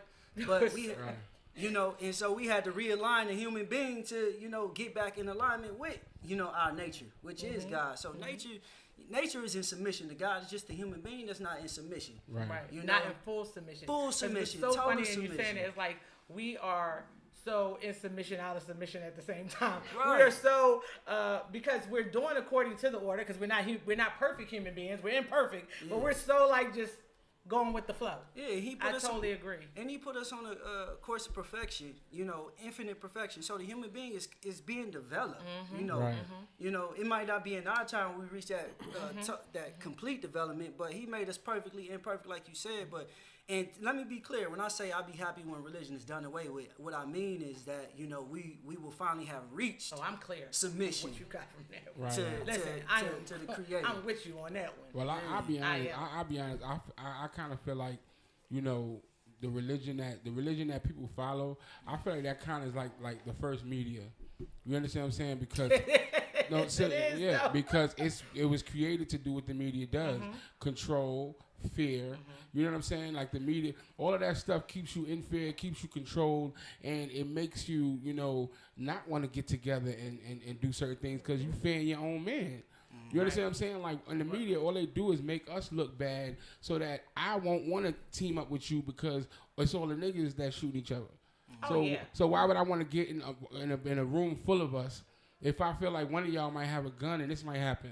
You feel what I'm saying? That's a disconnect though, because I ain't never scared of us. That's the crazy part. Right. Yeah, no matter no matter what neighborhood I live in, there might not be a bunch of what they call niggas. At the end of the day, I'm never scared of us. I can go and I have go to the hood, have a conversation with my brothers, doing whatever they doing, because I want to know how to help. I'm never scared of us. I'm gonna pull up too, but they put fear in a lot of us though. Right. A lot of it. It's sad though. Which tricky, right? Because religion, and I get it. Because everything to me, well, you already know this, is health and wellness. So, and wellness is alignment of mind, body, and soul. Is that peace? Is this land? Right? And don't look at the religion as in, I'm speaking on the religious term, the spiritual term of what it's supposed to represent. Right? Not the people that we all over the place, suicide bombers, bam. Not them. Right? But what I'm saying is alignment with mind, body, and soul, right? wellness. Everything that I heard at the conference that you attended and spoke at was wellness. Everything I heard at the Revolt was wellness. The mastermind I just left with the top influencers, wellness around mind, body, and soul. So if I had to view no religion, right? To me, if I had to envision that without wellness, I'd be scared as hell. Because living in a world without rules and regulations and control is scary as hell with the way these people think. Let me just be honest, right? Especially with egos on the table, and I'll say preferably men. Sorry, guys, I got to get you guys for a second. Because like women, we have adapted the arrogance and the egos, but for the majority part, you know, coming up with the kings and y'all war over territory. The men did the war. We wasn't doing all that. We was being cute with the milk bags. Oh, no. It was some women warriors it was out a lot. there. No, a lot. But I'm talking about they wasn't ruling the way men were. They weren't warned the way in history that the men were. So with that being said, and them exercising the state of self-love and wellness, we can all self-govern, right? Because we have discipline. We take accountability. We're conscious. So we're one in alignment with God and spirit. Right? Reflecting his image of how he created us to be. So that would be the wellness that we can all survive under without religion. Is that's where I was thinking you were coming from. But not in the state that we're in now. We kind of need the religion because they got to fear something, because without it, it's crazy. But we can't teach the removal of religion without practicing the self-love, without practicing wellness, without understanding what the food does to our mind, body, and soul, with the lack of exercise doing, not breathing, exercising, yoga, those things that we actually need internally, right? How to heal from trauma, how to focus on energy and how important energy is, right? How to actually absorb other people's energy to move forward when you ain't got none, the things that need to pick you up. So we need to have these conversations because our children really need it. Because I think it's the energy for real. I also feel like you can eliminate religion right now if you wanted to, only because you just have to only keep the fear of God. Because all you need is that. All you need is that fear that if you ain't living right, it ain't gonna be right. Everybody don't have the fear of God. That's the you got suicide bombers that say, "Lord, white boy, they're gonna blow you up." So they're not fear. Listen, they think they're moving in essence of God. I was about to say they do that in fear of God. But if the person, yes, that's in fear of God. How? Because if you not, wait, let them go. But yeah, you can go after that. I want to hear this one. The thing is they do that because they believe that they're fighting the fight for their race. How is that fear though? Because if they don't do it, man, would you just go out and die for anybody? No, you fear. You gotta die for God who can't die. That's that what don't even make sense. That's because that's what was drilled in their head. What's drilled in their head is you listen. You doing this for Allah, and you gonna go to Him once you die. Once you die, and you get 1,000 wives, whatever you get, whatever they say. Boy, but the point, that go. I'm just saying. But this is what they now drilling. I know that much now. This is I'm talking. I'm talking about these niggas, not you. But I'm just religion. I'm just saying. And forget all that. How that go? Forget all that. They still drilling in their head that this is what Allah wants you to do. And that's why these men are doing it. They're not doing it for. They're not doing it for Saddam Hussein. They don't. No. But I'm saying, well, who you're speaking in reference to is the sect of Islam. It's not all Muslim. We all Muslim, but everybody has different beliefs. I'm gonna speak about the suicide bombers, not everybody. I don't know who's drilling that in their head because a lot of them are set up. You know, they take their wives, they take their children, and force them to do things. True. Like how they was doing here in 2020, stationing the bricks and all that stuff. So a lot of times, I don't know if they drilling that on their head, like, oh, God wants you to do this. Unless they like, who was that was like, kill them all. God wants it. But that was in reference to us, black people. It was hilarious. I'm like, God wants it? Yeah, I don't know. I don't know if that part is that deep. I still don't see where that's fear of God. That may be fear of the individual who's drilling it in their head, but that's not fear of God. Because you can't have a connection with God and do that. Right. That's not even alignment. But it depends on listen, everything is taught. So it's depend on what the person how the person help you connect. My connect with God is my connect. I feel like the way I'm living is right to what I believe. What you believe. To what I believe. Right. So if you're the person teaching me, if you're my pastor and you telling me what is right with God and I'm listening to you, you might tell me, listen, God want me to touch you. God said this is right. But and that's no, why a little lot of boys people believe might. that way. But what I'm saying is, there's no way in the world. Here we go. Hit that note. That key. No, I just don't understand this part. Okay, because I truly believe that the spirit of truth. I don't know if I'm sounding like a Christian right now. But here's my point. The spirit of truth, right, I believe dwells within all of us. If we created in the image of God or even created by God, it has to dwell. Absolutely. Right? So in that dwelling, when we do anything in our conscious mind, right, there's no way we do not get that feeling. They used to call it gut feeling, right? Men and women both get it, right? Yeah. When we're in alignment, we get that feeling. When we're out of alignment, that feeling may be blocked. Yep. But there's no way, I have never, not in the time of my youth when I was rebellion and didn't like something my mom said or said something to my grandma, have gave them rebuttal. It may not even use the cuss word, but I probably gave a rebuttal and walked out my house and said, yeah, I just cussed that bitch out. My spirit always let me feel bad. There's no way in the world, if I did something wrong to you, I'm going to be like, yeah, I just... Yeah. Who does that? Yeah. You can overlook it. You can go get high. No, this is why people medicate. They try to ignore the internal feeling. If you're a human being, it dwells within you. The things people do so they don't have to listen to what's telling them what to do. That's your nature, though. That's because it's your nature. But when you are in alignment with it, because here's some things in wellness, right, that's not taught because we're in this medical age that prohibits it. Right? But in holistic health, it'll actually tell you what alcohol does to the body, right? And how it takes you out of alignment. Yeah, you actually can learn that. I paid heavy for my education in health about it, right? But it'll tell you why it's just not good for the body. But it'll take you out of alignment. All your organs in your body is in communication with each other. That's how important communication is. When they're not in communication, that's when dis-ease set in. Dis-ease, which is disease. Right. That leaves room for money. Right. That's deep. Let's get that. Yeah. So, I mean, that's how important communication is. So I said it before that we understand a lot of things because if you're taught in Islam or, you know what I mean, or being a Muslim, the terminology behind certain things. Like I said, the things is nothing, as they're saying, they used to say, is nothing new under the sun. You know what I mean? The things that we go through in this world while we attend elementary schools is named after the elements, the universe. You understand what I'm saying? Universities, the colleges. It's all named after the universe. Yeah. The things that go on up there. Just pay attention to it. Elementary school, high school, everything is elevated. University, the reason, the universe, right? Everything in health and wellness is about educating you on the exterior and the interior. We don't know self-love. We don't know what the inside of our bodies look like, how our heart operates, how much water it needs, how much water our brain needs, our lungs needs, our kidney needs.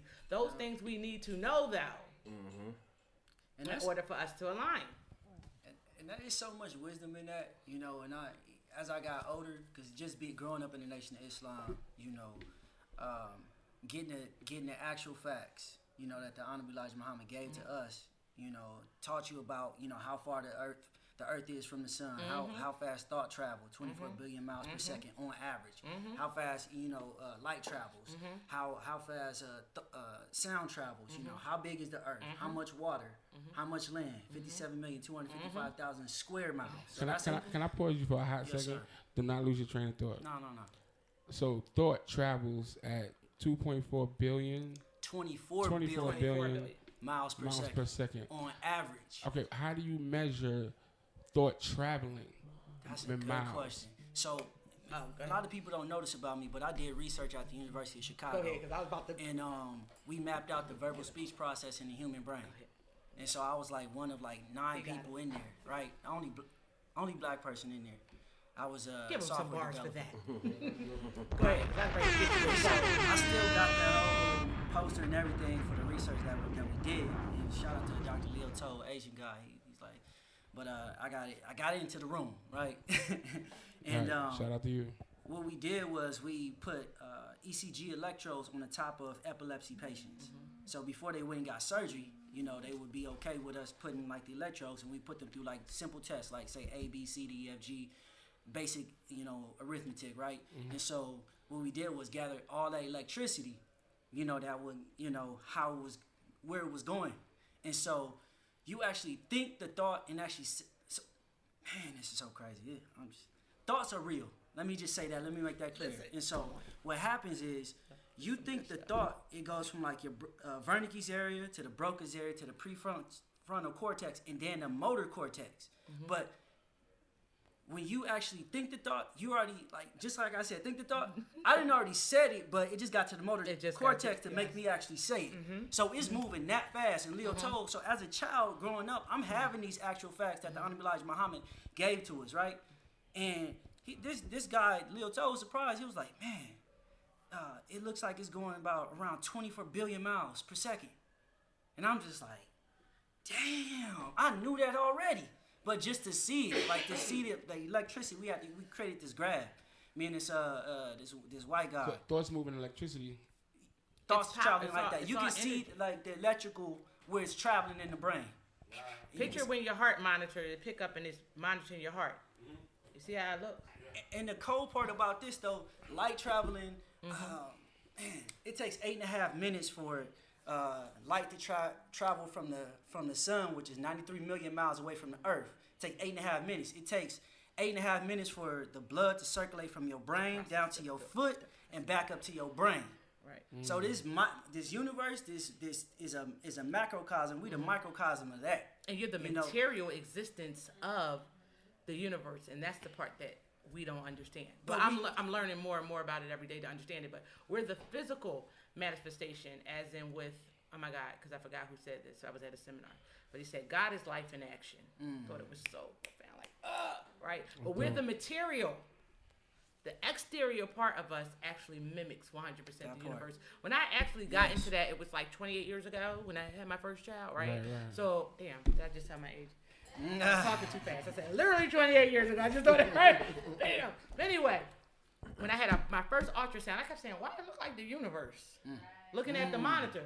So I started asking her questions like, that look weird. Why it look like space? The womb. So she started smiling and she was like, well, I wondered that when I was in school. And she started saying things that piqued my interest. I'm like, I got to go study this. This is weird. That's dope.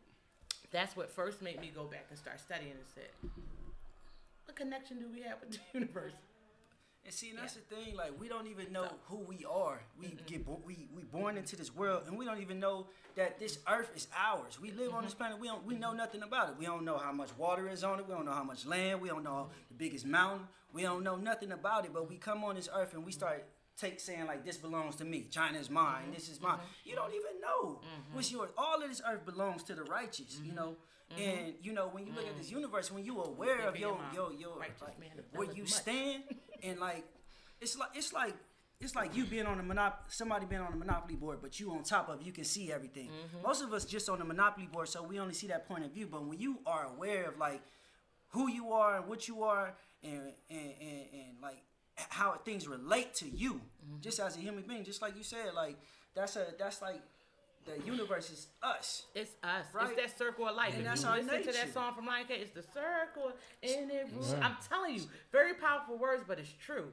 When you see, and I think I heard, was it Farrakhan? They actually spoke on that a while ago, because we see ourselves disconnected from the earth. Shout out to Minister. We don't even have no respect for it. You know what I mean? The way we throw things on the ground, the trees, the grass. We don't even honor it. We have no respect for it at all. I always felt like we are the cancer of the earth. But we become that. Because, right, the knowledge has been taken from us. So with that being said, if you look at human beings as being a physical manifestation of what dwelleth above and below, because the earth is well, right? It works together. Look at it like having ingredients for a cake, right? The cells and the eons and all the stuff that it takes, the nerves, what do they look like outside of our body? Right. What does the brain actually look like? Your organs and your cells and your lungs and the nerves and your bones, it's going to look like the earth. When it's all formed and come together, it looks like that cake that's getting baked. Let me ask you a question, right? So do you believe that there was a man and a woman in the beginning? And I'm going to tell you why I asked this. Okay, go. No, I want to know, do you believe that? You trying to get me crucified? No, I forget it. I'm going to tell you what I believe. No, I'll answer it. Because, go ahead. Is it fair to say yeah and no? Because I would say no to the religious, as some of the religious aspect. Right? And then I would say, and how we came into creation is questionable.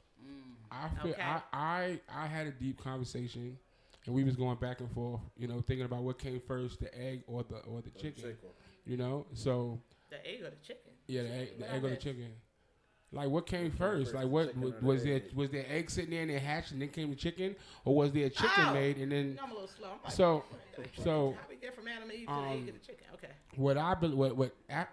Getting deep in that conversation, we had a moment where I sat there while they were still talking, and then it just dawned on me, like, I personally feel like that there was a time where sperm was just swimming.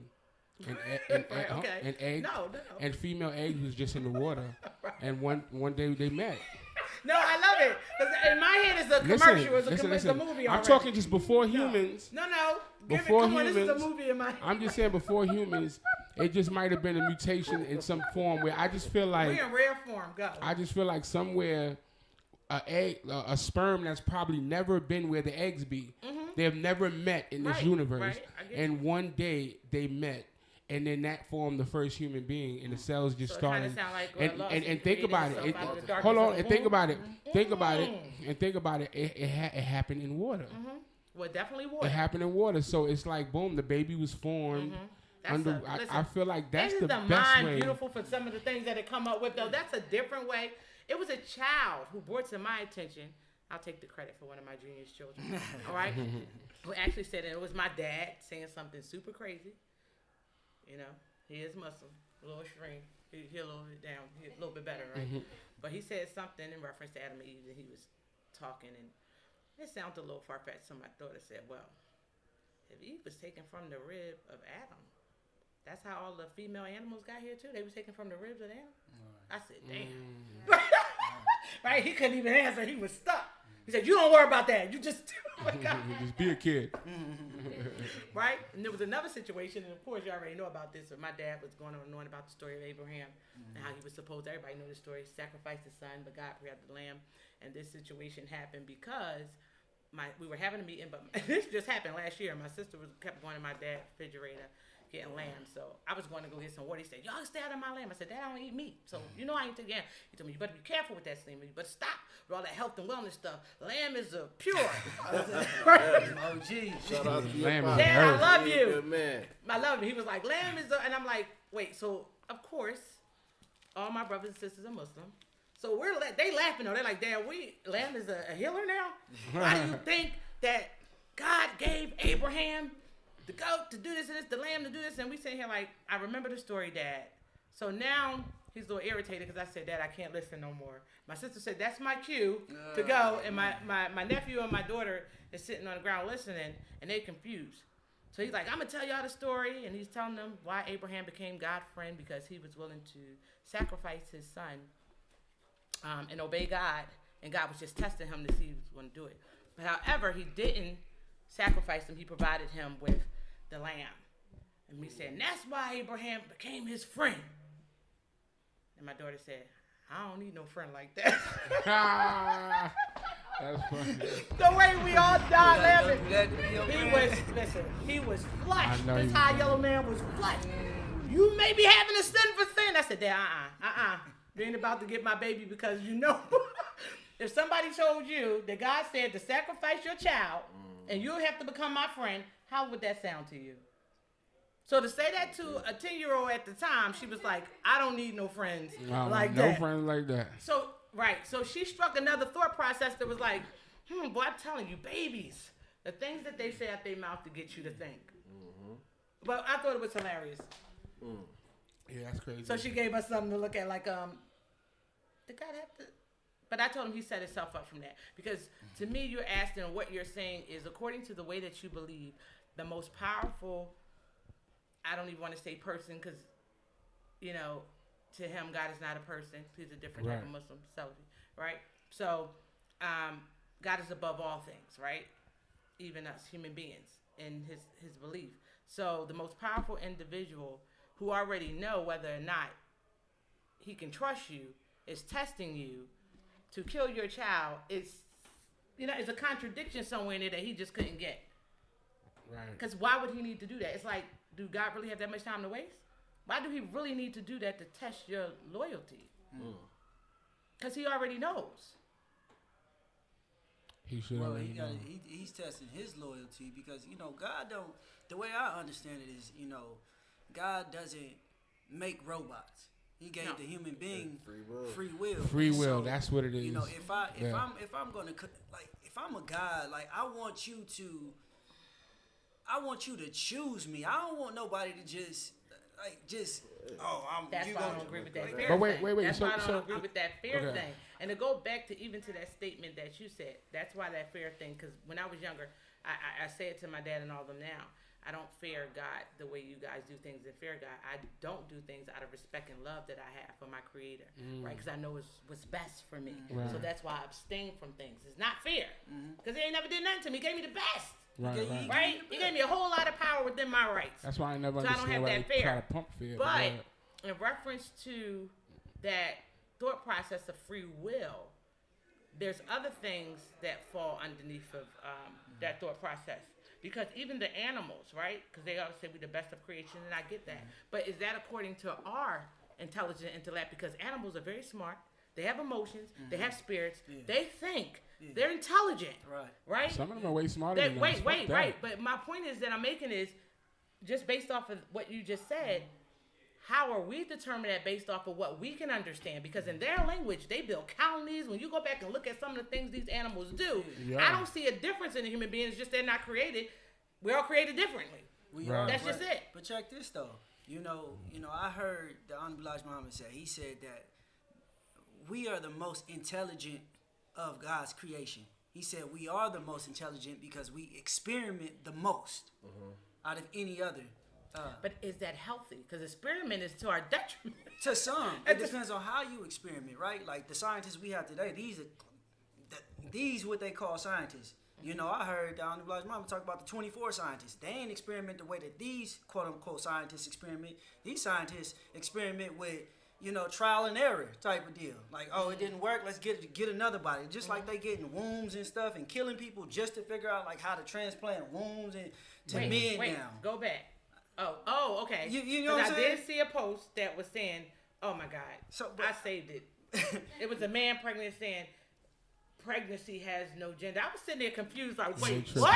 But now I didn't know. But I didn't know that part of what you were saying. That they can have babies. I'm just trying to make a difference between like this classical term of scientists. Like they define scientists how they decide and they go about it, how they go about it. But back to my point, we are the most intelligent. Like these ants, they create colonies and beautiful colonies. Bees do the same thing.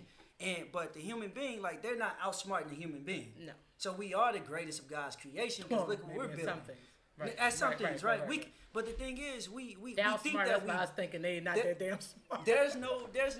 It doesn't make us better than them. We can learn so much more from an ant, but we just step on them because they so much smarter. Because our mindset is so degraded.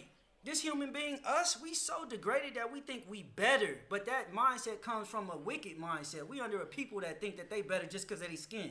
And it's the same information we getting from a people who has a degraded mindset. We just under their rulership. And now it's being dismantled because they can't maintain ignorance and division, especially because of social media. And so now we growing into higher levels of thinking. And we're like, wait. And you got, even other white people, because information has no color. Like when you got that mindset has to be destroyed, not just a color of a person. So when the Honorable Elijah Muhammad was like the white man is the devil, he wasn't saying like just your color is the devil. No. Prophet Muhammad, may peace and blessing be upon him, was a Caucasian man, right? But the knowledge, Master Prophet Muhammad's mother was a Caucasian woman.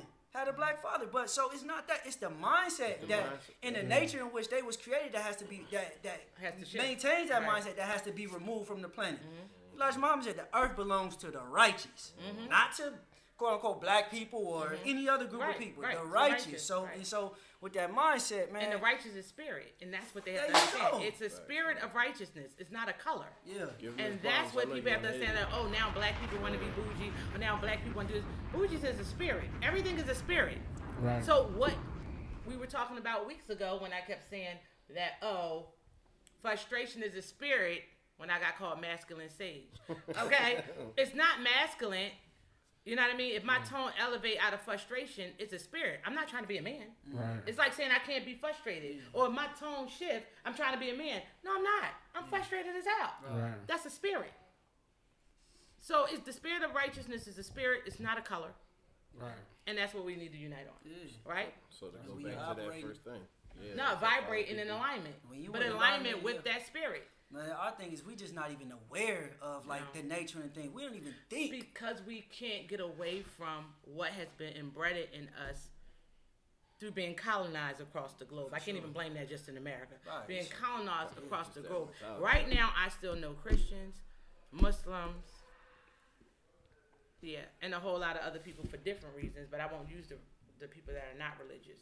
I'll use the religious people who they won't even get their credit for mess with credit because they believe it's a sin.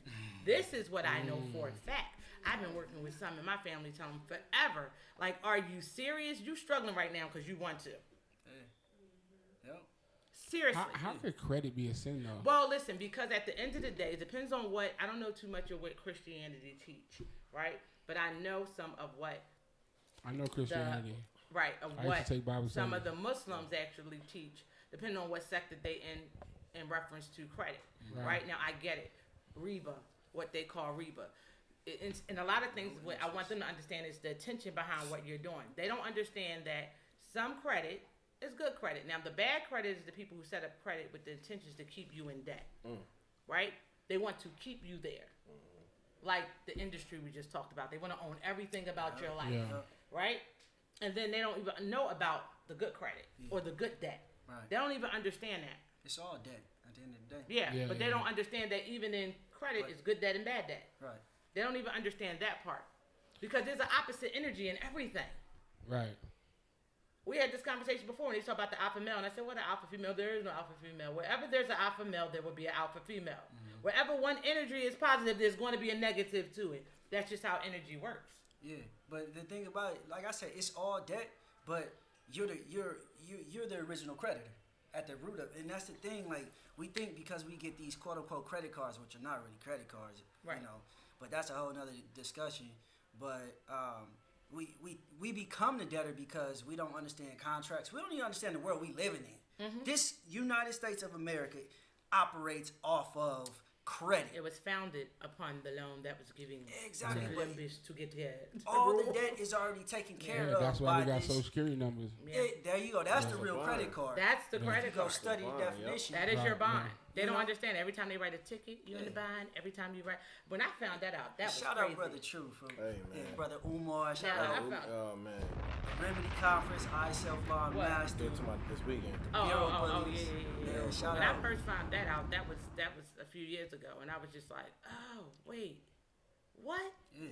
The ticket is the bond symbol. Right. That's why you need your signature. Right, that's what I'm saying. Yeah. But since I knew that, I mean, it's been about 7-8 years since I knew that. Right. But yeah, that's why I don't sign no tickets. Right, I don't that's do the none whole of that. thing. Yeah, but I you don't know- plead no low if I have to go to court. I ain't doing none of that because they don't want you to go to court. They don't want to take it They out. don't want. Oh yeah, I got all around all of But that. you know, there's a trick to that, right? Because the reason why they make you sign your license is because your signature is your signature.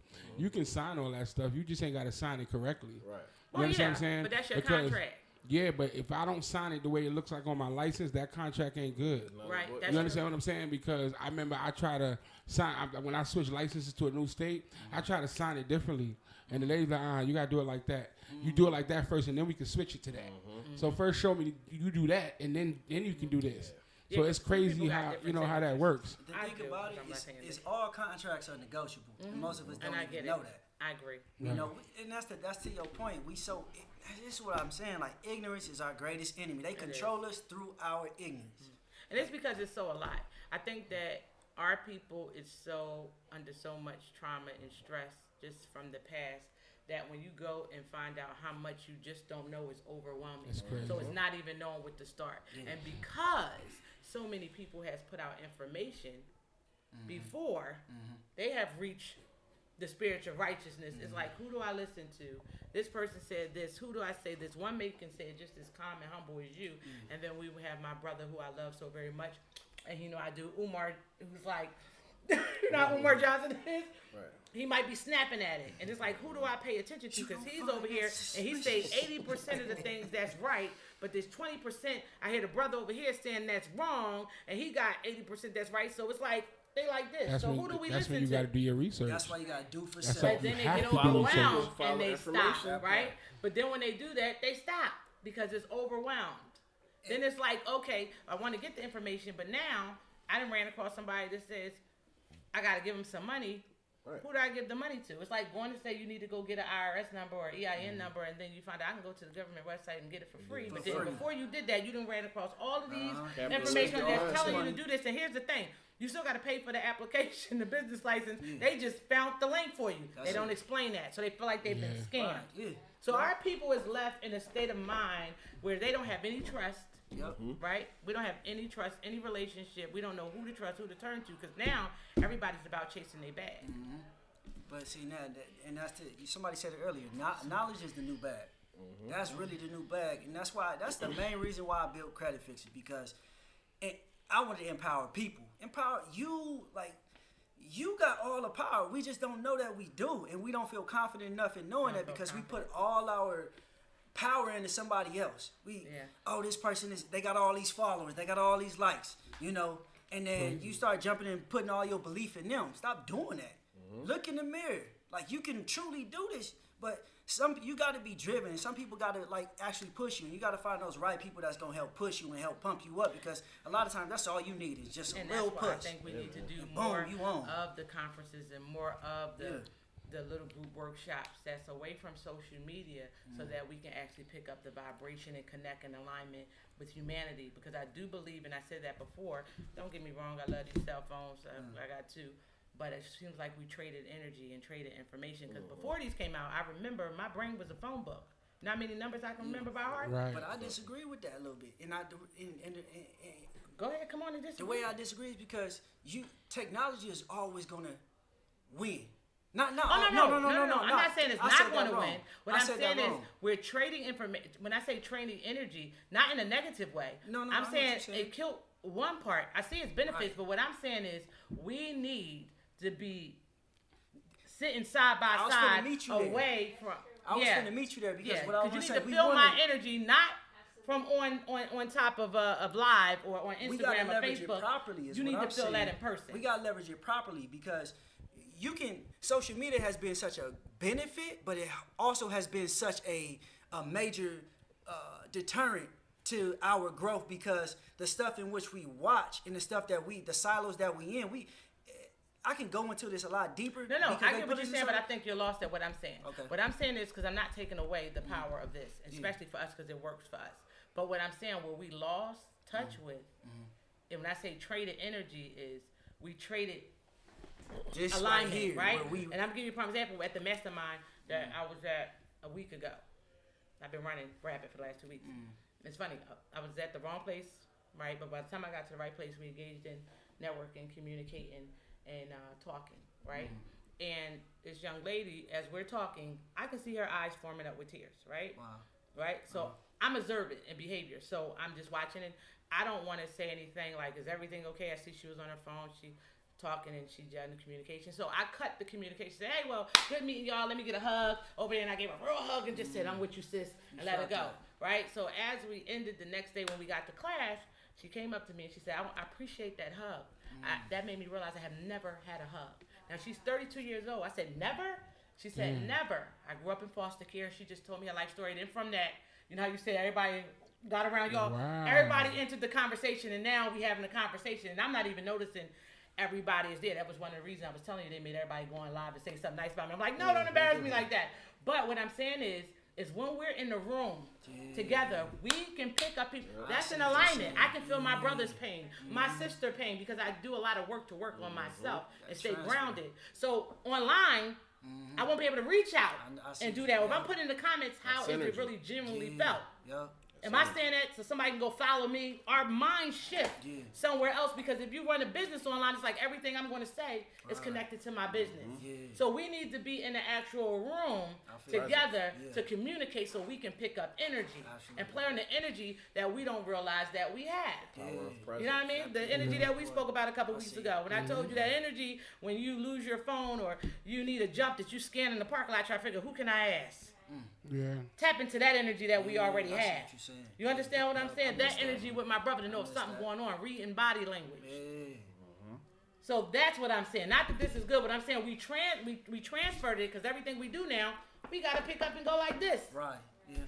But did you watch that the Facebook Netflix series where they tell you on the documentary, the owner of Facebook tells you, I am not letting my children get on this because we designed Facebook and technology to mimic your brain. And so we're going to replace that with technology. So now the technology is thinking for you. Now the technology is picking up on how you feel. So that interpersonal communication and that connection to self is now diminished by technology. But there is a live Netflix series by Facebook. What's the name of it? I don't know. I need that, sis.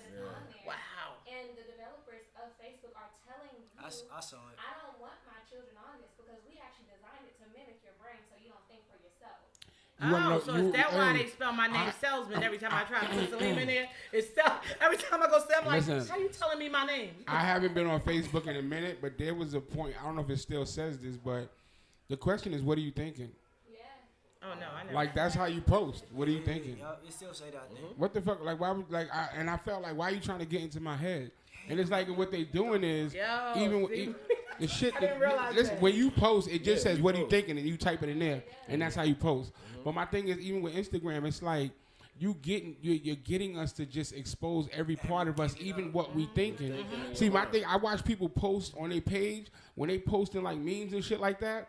You know, they be like, oh, this ain't necessarily what I'm going through. And I understand they might be in a good relationship, but they posting negative relationship shit. That's how you think at some point. So you're really giving me more of yourself than is that I should be knowing right now. You're in a happy relationship. Why are you talking about negative relationship shit? Because the transfer of energy. That's what I'm speaking of. Everything is energy, right? Life, it's energy. Life has to flow. We talked about this, I don't know if it was you or Reef, but he was talking about that. What's funny is I had a car that was damn near brand new, and if you let it sit, it was still not. Oh, that was you. Okay, but my point is because everything in life with life flows. Energy you let a car sit, that motherfucker is going to go bad. The transfer of energy is like what you're thinking and your energy can, that's why I keep these headphones like this every time to hear because some of that music, I'm like, I don't even need that going in. Because as soon as something happens, my reaction is going to be aggressive. And I learned that, Spirit leads me, because I learned that when LL came out with Mama Gonna Knock You Out. Because I was like, why does song make me want to just knock somebody out? Why was just like, it made me want to go. And I said, oh, wait, I see the power in it. Yeah. That's why they blame music for a lot of things. Because a lot of niggas would say, yo, I put on Tupac and then went to go shoot niggas. Yeah, somebody said that about Eminem too. But my point is, it is energy. And how much energy, good or bad, that you're putting in yourself is going to be determining your deeds. Yeah, that's true. And your way of life. We talked about that last night. Yeah, just like the whole thing with frequency and music and how that frequency really just sets your mode and just your thought process. And it's like when you think about certain genres of music, how you just get happy. And it's a certain frequency, whereas like now it's like with a lot of hip hop. And like going back to what you were saying about things being controlled, that lower frequency, why the 808 drums and stuff like that, it's a low frequency. And then the message behind it is designed to keep you in a certain mindset. And then you see the whole thing that they're promoting with killing and stuff because people have low frequencies and it's supposed to keep you suppressed and keep you in that mindset. So yeah, man. Like did you see that video? Did you see that video with Crazy Bone? Yeah, where they had the Crazy Bone. Yeah. That was crazy. I don't agree with none of the lyrics, right? But I still like it. I was feeling that way when it's about my neck, my back. So Crazy Bone was talking about how he was invited to a meeting, and it was like a bunch of rappers, and it was a bunch of label heads at the meeting. When they got there, I guess it was a few, like some white people there too. So the white people, they basically told them, you know, they made them sign NDAs and shit, you know, you can't talk about it, whatever. So when they got them there, they started to explain to them that, look, you know, and these was like the biggest rappers at this time. You know what I'm saying? And Bone Thugs and Harmony was there. So what he said was basically they started to explain to them, we need y'all to continue. We need y'all to start making music only about like bad, negative stuff. And and he said, if you notice, that's all the De La Souls and all that stuff. Right. That all that went at that time because they got rid of that. And he said, and then the dude said, you know, why we got to do that? So then the dude was like, yo, it's because the people that own your labels, they invested heavily into the prisons. Wow. And basically they said, you know, we need y'all to help, you know, fill up these prisons. And then he was saying, if you look at it now, I forgot the numbers he said, but like the prison, how many prisons from that meeting to where they are now, it's crazy. And he said they got kicked out the meeting because one of the niggas he was with was like, yeah, they told him if you don't want to be involved, you got to leave. But if you leave, you know, basically you done. Your career over. He said some of the people don't rap no more. You know what I'm saying? And they told him, if you talk about this in the media or to anybody, you're gonna be fired. Meaning like you're done. You know what I'm saying? And he was just saying, he said it's some good rappers that we know. He wouldn't mention nobody that stopped rapping at that point. Like that was just it. They just didn't want to be involved with that. You know, because the label heads was controlling it. And that shit is crazy. Yeah, that's the shit. That's crazy right there. That was the shift. So and then now you got all of this negative. Like that's how music is now. Basically, like everything is, you know, throat babies and all types of shit. Promote just downing each other. You feel what I'm saying? There's no real positive music out there like that. It's some, but not, you know, it ain't like the you know, like Arrested Development, and you know, De La Soul and shit like that. Right. Even Public Enemy. Done. All positive music too. Yeah. That's why I like what Tory Lanez, you know, did with the NFT. It's time to get rid of these middlemen that's giving these crazy contracts, like, you know, and that's what they hate the most. They can't control us no more, and that's black ownership is like my campaign. I say that all the time. Black ownership is my campaign. We gotta own our own stuff, and we have the ability, but a lot of us tied into these crazy contracts already. Can we change that to black ownership and unity? And support. Black ownership and unity. We already have black ownership, and we're still separate. We don't have the support. Ownership and unity. There you go. Yeah, we don't have that support. Thank you for that. Black ownership and unity. That's the message we need to promote. Unity. So if we promote that, like Chase the Bag, and we promote that exactly, like Chase the Bag, get it in black ownership, and we go heavy with unity. Yeah. Yeah, it's that time. We have to put the energy out there. If we start that with that energy, we're good. Yep. So that's what we need to be pushing in this 2022. I think he even mentioned Queen Latifah, like people like her not doing it no more. Yeah, all that positive stuff. Yeah. UNITY, that's a unity. Remember? But I think I wanted to do that. When that came out. Right. Because I wanted to do a campaign. It's funny because I wanted to do a campaign. I wanted to title it 1 Million United for Peace, Power, and Change. Didn't matter what your race was, religion, or anything. Just 1 million united for peace, power, and change. Moving forward. So that's where I got it. Let's unify on them grounds. And once we do that, we take from that million, organize that, find out the professions and resources, start organize that, run it again. Yep. Yeah. And one of the things that I like about what Nip was doing, shout out Nip, man. Shout out Nip, man. He was reaching out and building stuff in the community. And business is warfare. You know, what Nip was doing.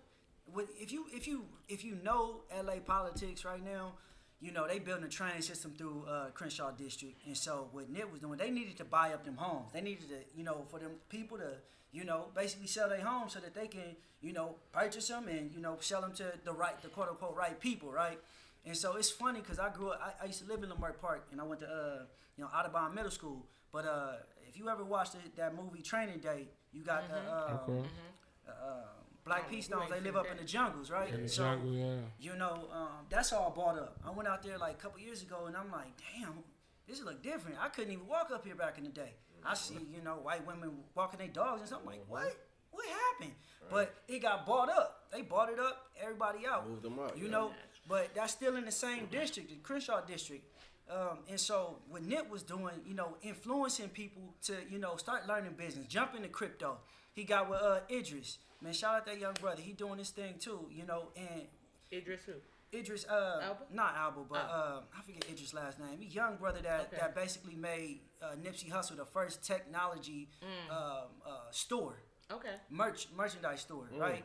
And so you can basically scan like a product and show a video and all that type of stuff. So young brother, brilliant brother. But you know, I got somebody that do that too. But go ahead. Yeah, we need that. But to that point, these rappers, man, if you really want to like, you know, start jumping into these different areas, you ain't got to do it. Keep doing what you're doing because you know you kind of control. Why don't you start investing in those young brothers and women, brothers and sisters that got that knowledge, got that information. And put your money there, I'm and tell that you way, why that's gonna be impossible until we unify. Well, that's where the unity starts. When you start, you know, stop looking at yourself and start wanting to be in the limelight. You know, like Brother Two said something.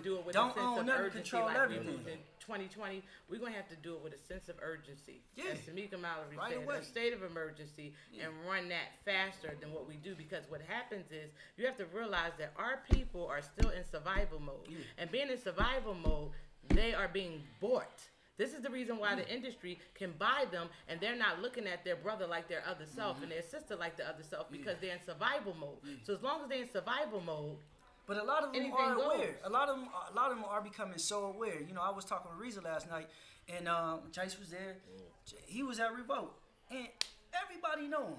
You know, everybody was not necessarily. I can't say everybody. Excuse me.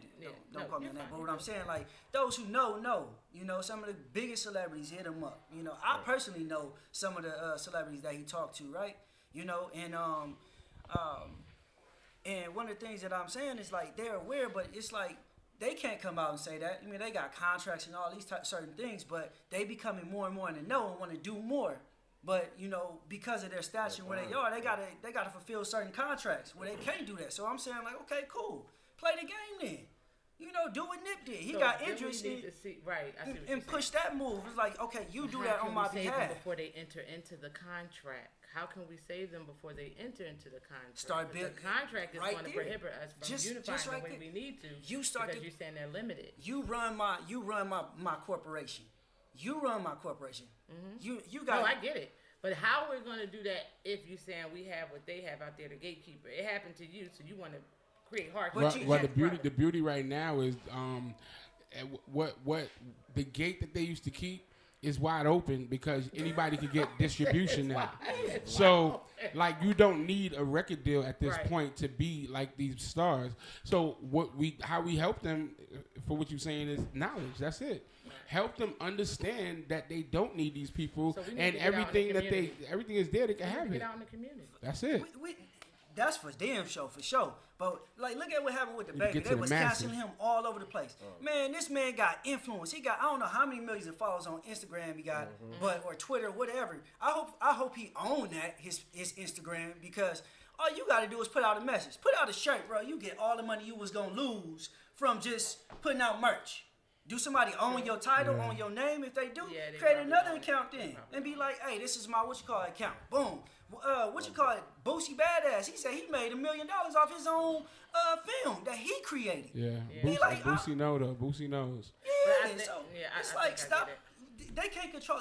Boosie's smart. Boosie put that. But you know they got the 360 deal. We talked about that at the Revolt. They got the 360 deals to where they get a piece of everything that they create. But that's what you don't. That's what you don't sign. They own everything about their image. Anything that they do, they get a piece of as long as they still. So they can't even create another image. So that's why. Yes. Damn, that's a cold That's what I'm talking. Why you think that's what I said? I just learned this. But that's why you don't. That's why the game is rigged. But can they co-sign somebody else? Hey, this is my man. No, they really can't do anything without their handler or whatever they call it. That's crazy. That's the 360. Yeah, they're like that's what they said. Why do you think Prince went and wrote "Slave"? You don't remember when he wrote "Slave" and tattooed that in there? Then he made it a symbol on his cheek because they would not let him out of anything. So he changed it and put "Slave." You know how he got out of it though, right? Because they own Prince, so that's why he was the artist formerly known as. Exactly. You know what I'm saying? Because now he can't use Prince because if he used Prince, he got to get. And that's when he just became that symbol thing. Yeah. Because I was like, that was his name. I was wondering why did he do that and why did he do? When I found out the story, I was like, this is crazy. But see, this is why you need to learn how to govern business because start getting trust and stuff. You can own your stuff. You just don't know, man. Well, here's the thing, and this is why I said outside of all of that, this is where unity needs to kick in. Because even if, let's not forget, Mike died owning more than Sony, having more ownership than Sony. But they offed him, didn't they? Yeah. They get him out of here. So when you stand by yourself against the powers to be, there is no power in it. There's no unity. Yeah. Verizon summed that up when it did the commercial when that new phone came up, and everybody was wondering why they walk, and it's like 1 million of them, and they just did like this and stood there. It's about the network, and the phone came up, and they was like, "This is a stupid commercial." I'm like, y'all don't understand the power of the network. The entity they just gave you there is what we need to be mimicking. That's fact. You understand what I'm saying? Yeah. Michael Jackson. Do you know how much influence this man has? Worldwide. Yeah. Right. Every country. Everywhere. He owned all of his stuff. Right. Brought the Beatles out. Beatles Owned the and Elephant then Man Bones. Huh? Eminem. He you owned hear Eminem about too? that? Oh, So yeah, it was like a whole thing. Like Eminem came out and said something about how he ain't like Mike, and then it's like the next day. It's something like somebody told me this story. He bought his catalog and M that's why M hated him.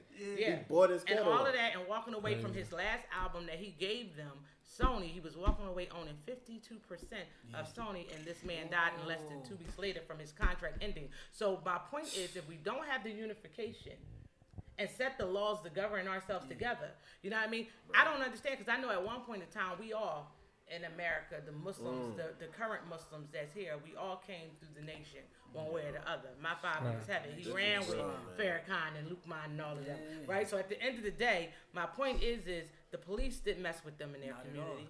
The nation was about their business. It's not the same nation, because the nation then, listen, it was a totally different ball game. But we get back. It was an army. Oh no, I think we need to get back. But I'm saying the setup and how to govern and abide by the laws, we need that discipline. We have enough of us, you know what I mean? That's military trained.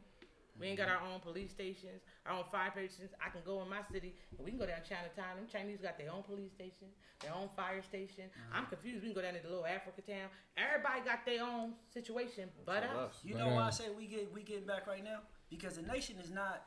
The Nation of Islam is not a religion. Right? Oh, I know. It's us. When I say us, I'm talking about you got black, you got Hebrew Israelites, you got Christians, you got we are coming together. That's the Nation of Islam, the nation of peace, because we are the group of people in this world whose nature is I ain't gonna say just peaceful. No, we are warful people. We probably one of the ones that can create the most war out this. Motherfucker, excuse me. Can I cuss on you? Yeah, you can. Oh no, they don't mess with them either. But, so I know. So our unity is gonna create that nation of peace, because we gonna make sure peace is established. We have to. We have to, and our unity. Once we unite, that's gonna be the law of the land. Because they say about it now, who speak up more than anybody right now is Farrakhan. When anything really take place, he kind of took the lead, as in when certain things take place, you know, he ain't keeping his mouth shut. Not at all. You know what I mean? So, you know, like the rest of them that was coming up the aisles and the rest of them during that time, Farrakhan is leading the way. So shout out to. Yeah, shout out to Farrakhan. The minister, Farrakhan, and my man Nori Muhammad. You know, I love me some Nori. I went to a Jamaican prison with Minister Nori. When I say them hardcore, I ain't gonna say criminals, but prisoners in there, man, when I tell you, I'm in there like low key. I'm from Compton, but I was in there like, man, these Jamaicans a little different, man. But they was listening, and they was listening so intently, you know. And man, the I don't know, the president of the prison, what do you call him, warden? He was like, man, I've never seen these brothers like this. But it was just the wisdom that was coming out of Nuri's mouth. So man, when I tell you like wisdom, our people nature responds to the truth. And when you speak in truth and there's no ego behind it, and you just want for your brother what you want for yourself, that's when you start seeing that flip in the mindset of our people, and we start doing better. Give Miss Flowers for that. It's when he said, when you speak in truth and there's no ego behind it, that part. Because no ego has to be left out of it. Because I'm telling you, when a person presents demand attention, I can sit there and listen to him all day long. And that's one thing I love about Nari. He can be humble, stand in his manhood, without getting super aggressive and give you all that. All that. That's real. Yeah, that's powerful. Yeah, we definitely got to end that off on a high note. Yes. Man, if you ain't learned something on this today, I feel very sorry for your mama. We still at the Remedy Conference. We still at the Remedy. We still in Remedy Conference mode. We still in Remedy Conference revolt mode. What you call it say? He said, man, before it begin a revolt, you gotta have the remedy first. With something that 19 said. 19, man. Shout out to 19 Keys, man. He, man. Listen, that was powerful, man. But nah, bro, we appreciate you, man. We love you, man. Telling people how to get in contact with you, man. We would definitely have the brother back, and we gotta have the sister up on here next time. Oh man, Dom, that's my right hand. Yes, man. right hand woman. Right hand. I say that on purpose though, because when she walk in the room, they see her name's Dom, but when she walk in the room, they see it's a woman. She's like, oh, she hold it down, you know. So she's for sure a woman. I love it. Yeah. I love it. Well, you know what they say. Behind every strong you better have you some women around you if you want anything to thrive. You better have you some women. Notice I said women. Right. Ain't that the truth? Yeah, listen, women get it done, man. Listen, they say it's a man's world, but it would be nothing. Well, I was told last night before we end that I was just a personal incubator. What? Yeah, I was told that I was just the incubator. That's real sexist. I'm messing with Kevin. I'm messing with Mr. Floyd over here. He told me I was his incubator. Oh, well, for him, yeah. You've been a woman case the whole show. I said, damn, that's sexist, but okay, I get it. Sexist? If somebody walk up to you and go, not him. Not him. I'm saying I thought you was somewhere else and some nigga, some random person. No, we were talking about his baby shower coming up, and he was making all the plans. And she said, "Do I get a choice?" He said, "You're just the incubator." You're just the incubator. She said, "Oh wow." And I said, "Well," and he said, "Well, you were just my personal incubator." And I was like, "Oh." That's funny. I'm gonna tell my mama that. Hey, listen here, mama. Don't talk to me like that. You just an incubator. I reminded him though. I said, "But you came through the incubate process." You feel me? Everybody has to go through the incubator, so don't get it messed up. Oh man, the womb, man. Listen, we could be here all day talking about this. This is beautiful, man. Like, oh man, much love, and we will unite. It's time. Yeah. It's time. It's coming. And here's the funny part. They know it. Right. They know it. I believe that's why all of this stuff is being staged, because I believe they do things to check the temperature of us, to see how many of us are still getting up and rallying and protesting, and see how many of us is saying, "No, stop, we all got to go over here." I believe they just want to see how unified. They want us to show our hand. What it is because what's really gonna happen is one day something's gonna happen, and it's gonna be time that we probably was organizing in the dark, and then when they do something, they gonna see. And that's what they waiting for. They waiting to see how strong when we gonna get that strong, if we get that strong. Right. Can I end on this? Talk about it. The Honorable Elijah Muhammad said, I'm gonna have you so wise that you gonna have the devil wrapped around your pinky that you ain't even gonna know he there unless you look down at him. Our thing is, we gotta stop worrying about what these little details, these little things that they do to throw us off. Like this little Rittinghouse little murder situation. They killing us all the time. They putting us out in the media. This little white boy gonna get off. What's Rittinghouse? I don't even know. Oh, they dropped the gun charges. Yeah, so we already know. But check what they do. That's the dude that was like fake crying. Wait, what happened? The fake cry baby. I don't know about that was crying. He basically there was a protest and he shot some people. Went home. The police, let him come in because the people was about to get on his case. But the police brought him in and he went home. He came from a different state to the state where they was protesting and killed 2 people. With an AR-15. And was running. A white boy? Listen, white boy. The cop, they got the video. The cops was coming to go to the protest. This nigga's running by with the gun out. And they not bothering him because he white. They let him run by. But they didn't arrest him. Nobody bothered him or nothing. Yeah. But to this point, we got to stop allowing them to throw us off of our path. And just like you said, they checking the temperature. All these niggas are becoming more aware. All right? Let's Ahmaud Arbery. Let's give him something. Let's give him something to focus on. Oh yeah, we go up and upward. Forget about the mission, right? We already know what they gonna do. Stop watching this CNN, Fox, all these little media outlets. The hell with what they doing. Focus on what we doing. Right. We ain't gotta even think about them. If we want to think about them, look at our pinky. Oh, because they gonna kill us all they want to. They gonna continue to do it. They ain't gonna never stop. Especially till we have an organized plan in the direction that we're going in. We have an organized plan in the direction that we're going in. And black people can agree with that organized direction that we're going in. Then we can make some change. But until then, they're going to keep doing what they're doing. Because we have to learn how to, it's a terminology that we use as entrepreneurs going into entrepreneurship. We got to get uncomfortable to be comfortable, right? And we have to realize that we have to be uncomfortable to actually be able to organize the direction that we're moving in, right? So our leaders in all communities, that's in the impoverished community, and the middle class community, and the higher class community, have to come together to create an organized plan and direction that we're going in. And we have to learn to get uncomfortable. And that means the one that may be starving, as long as we have a roof over our head and something to eat, we got to get out of the vacations and showing up and flossing up and turning up so that we can push our plan forward until we're closer to our destination. So we got to learn to get uncomfortable.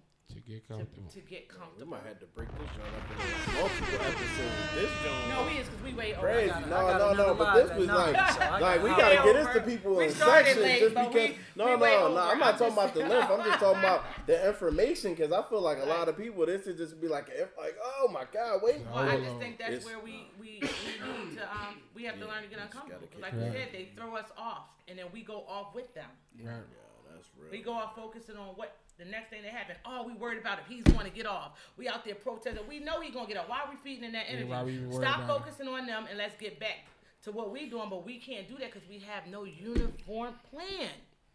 That's what it's at, yeah. All of the foreigners here know what they want to do. They want immigration laws passed, and they know what they want. You ask black people what they want, we still talk about reparations.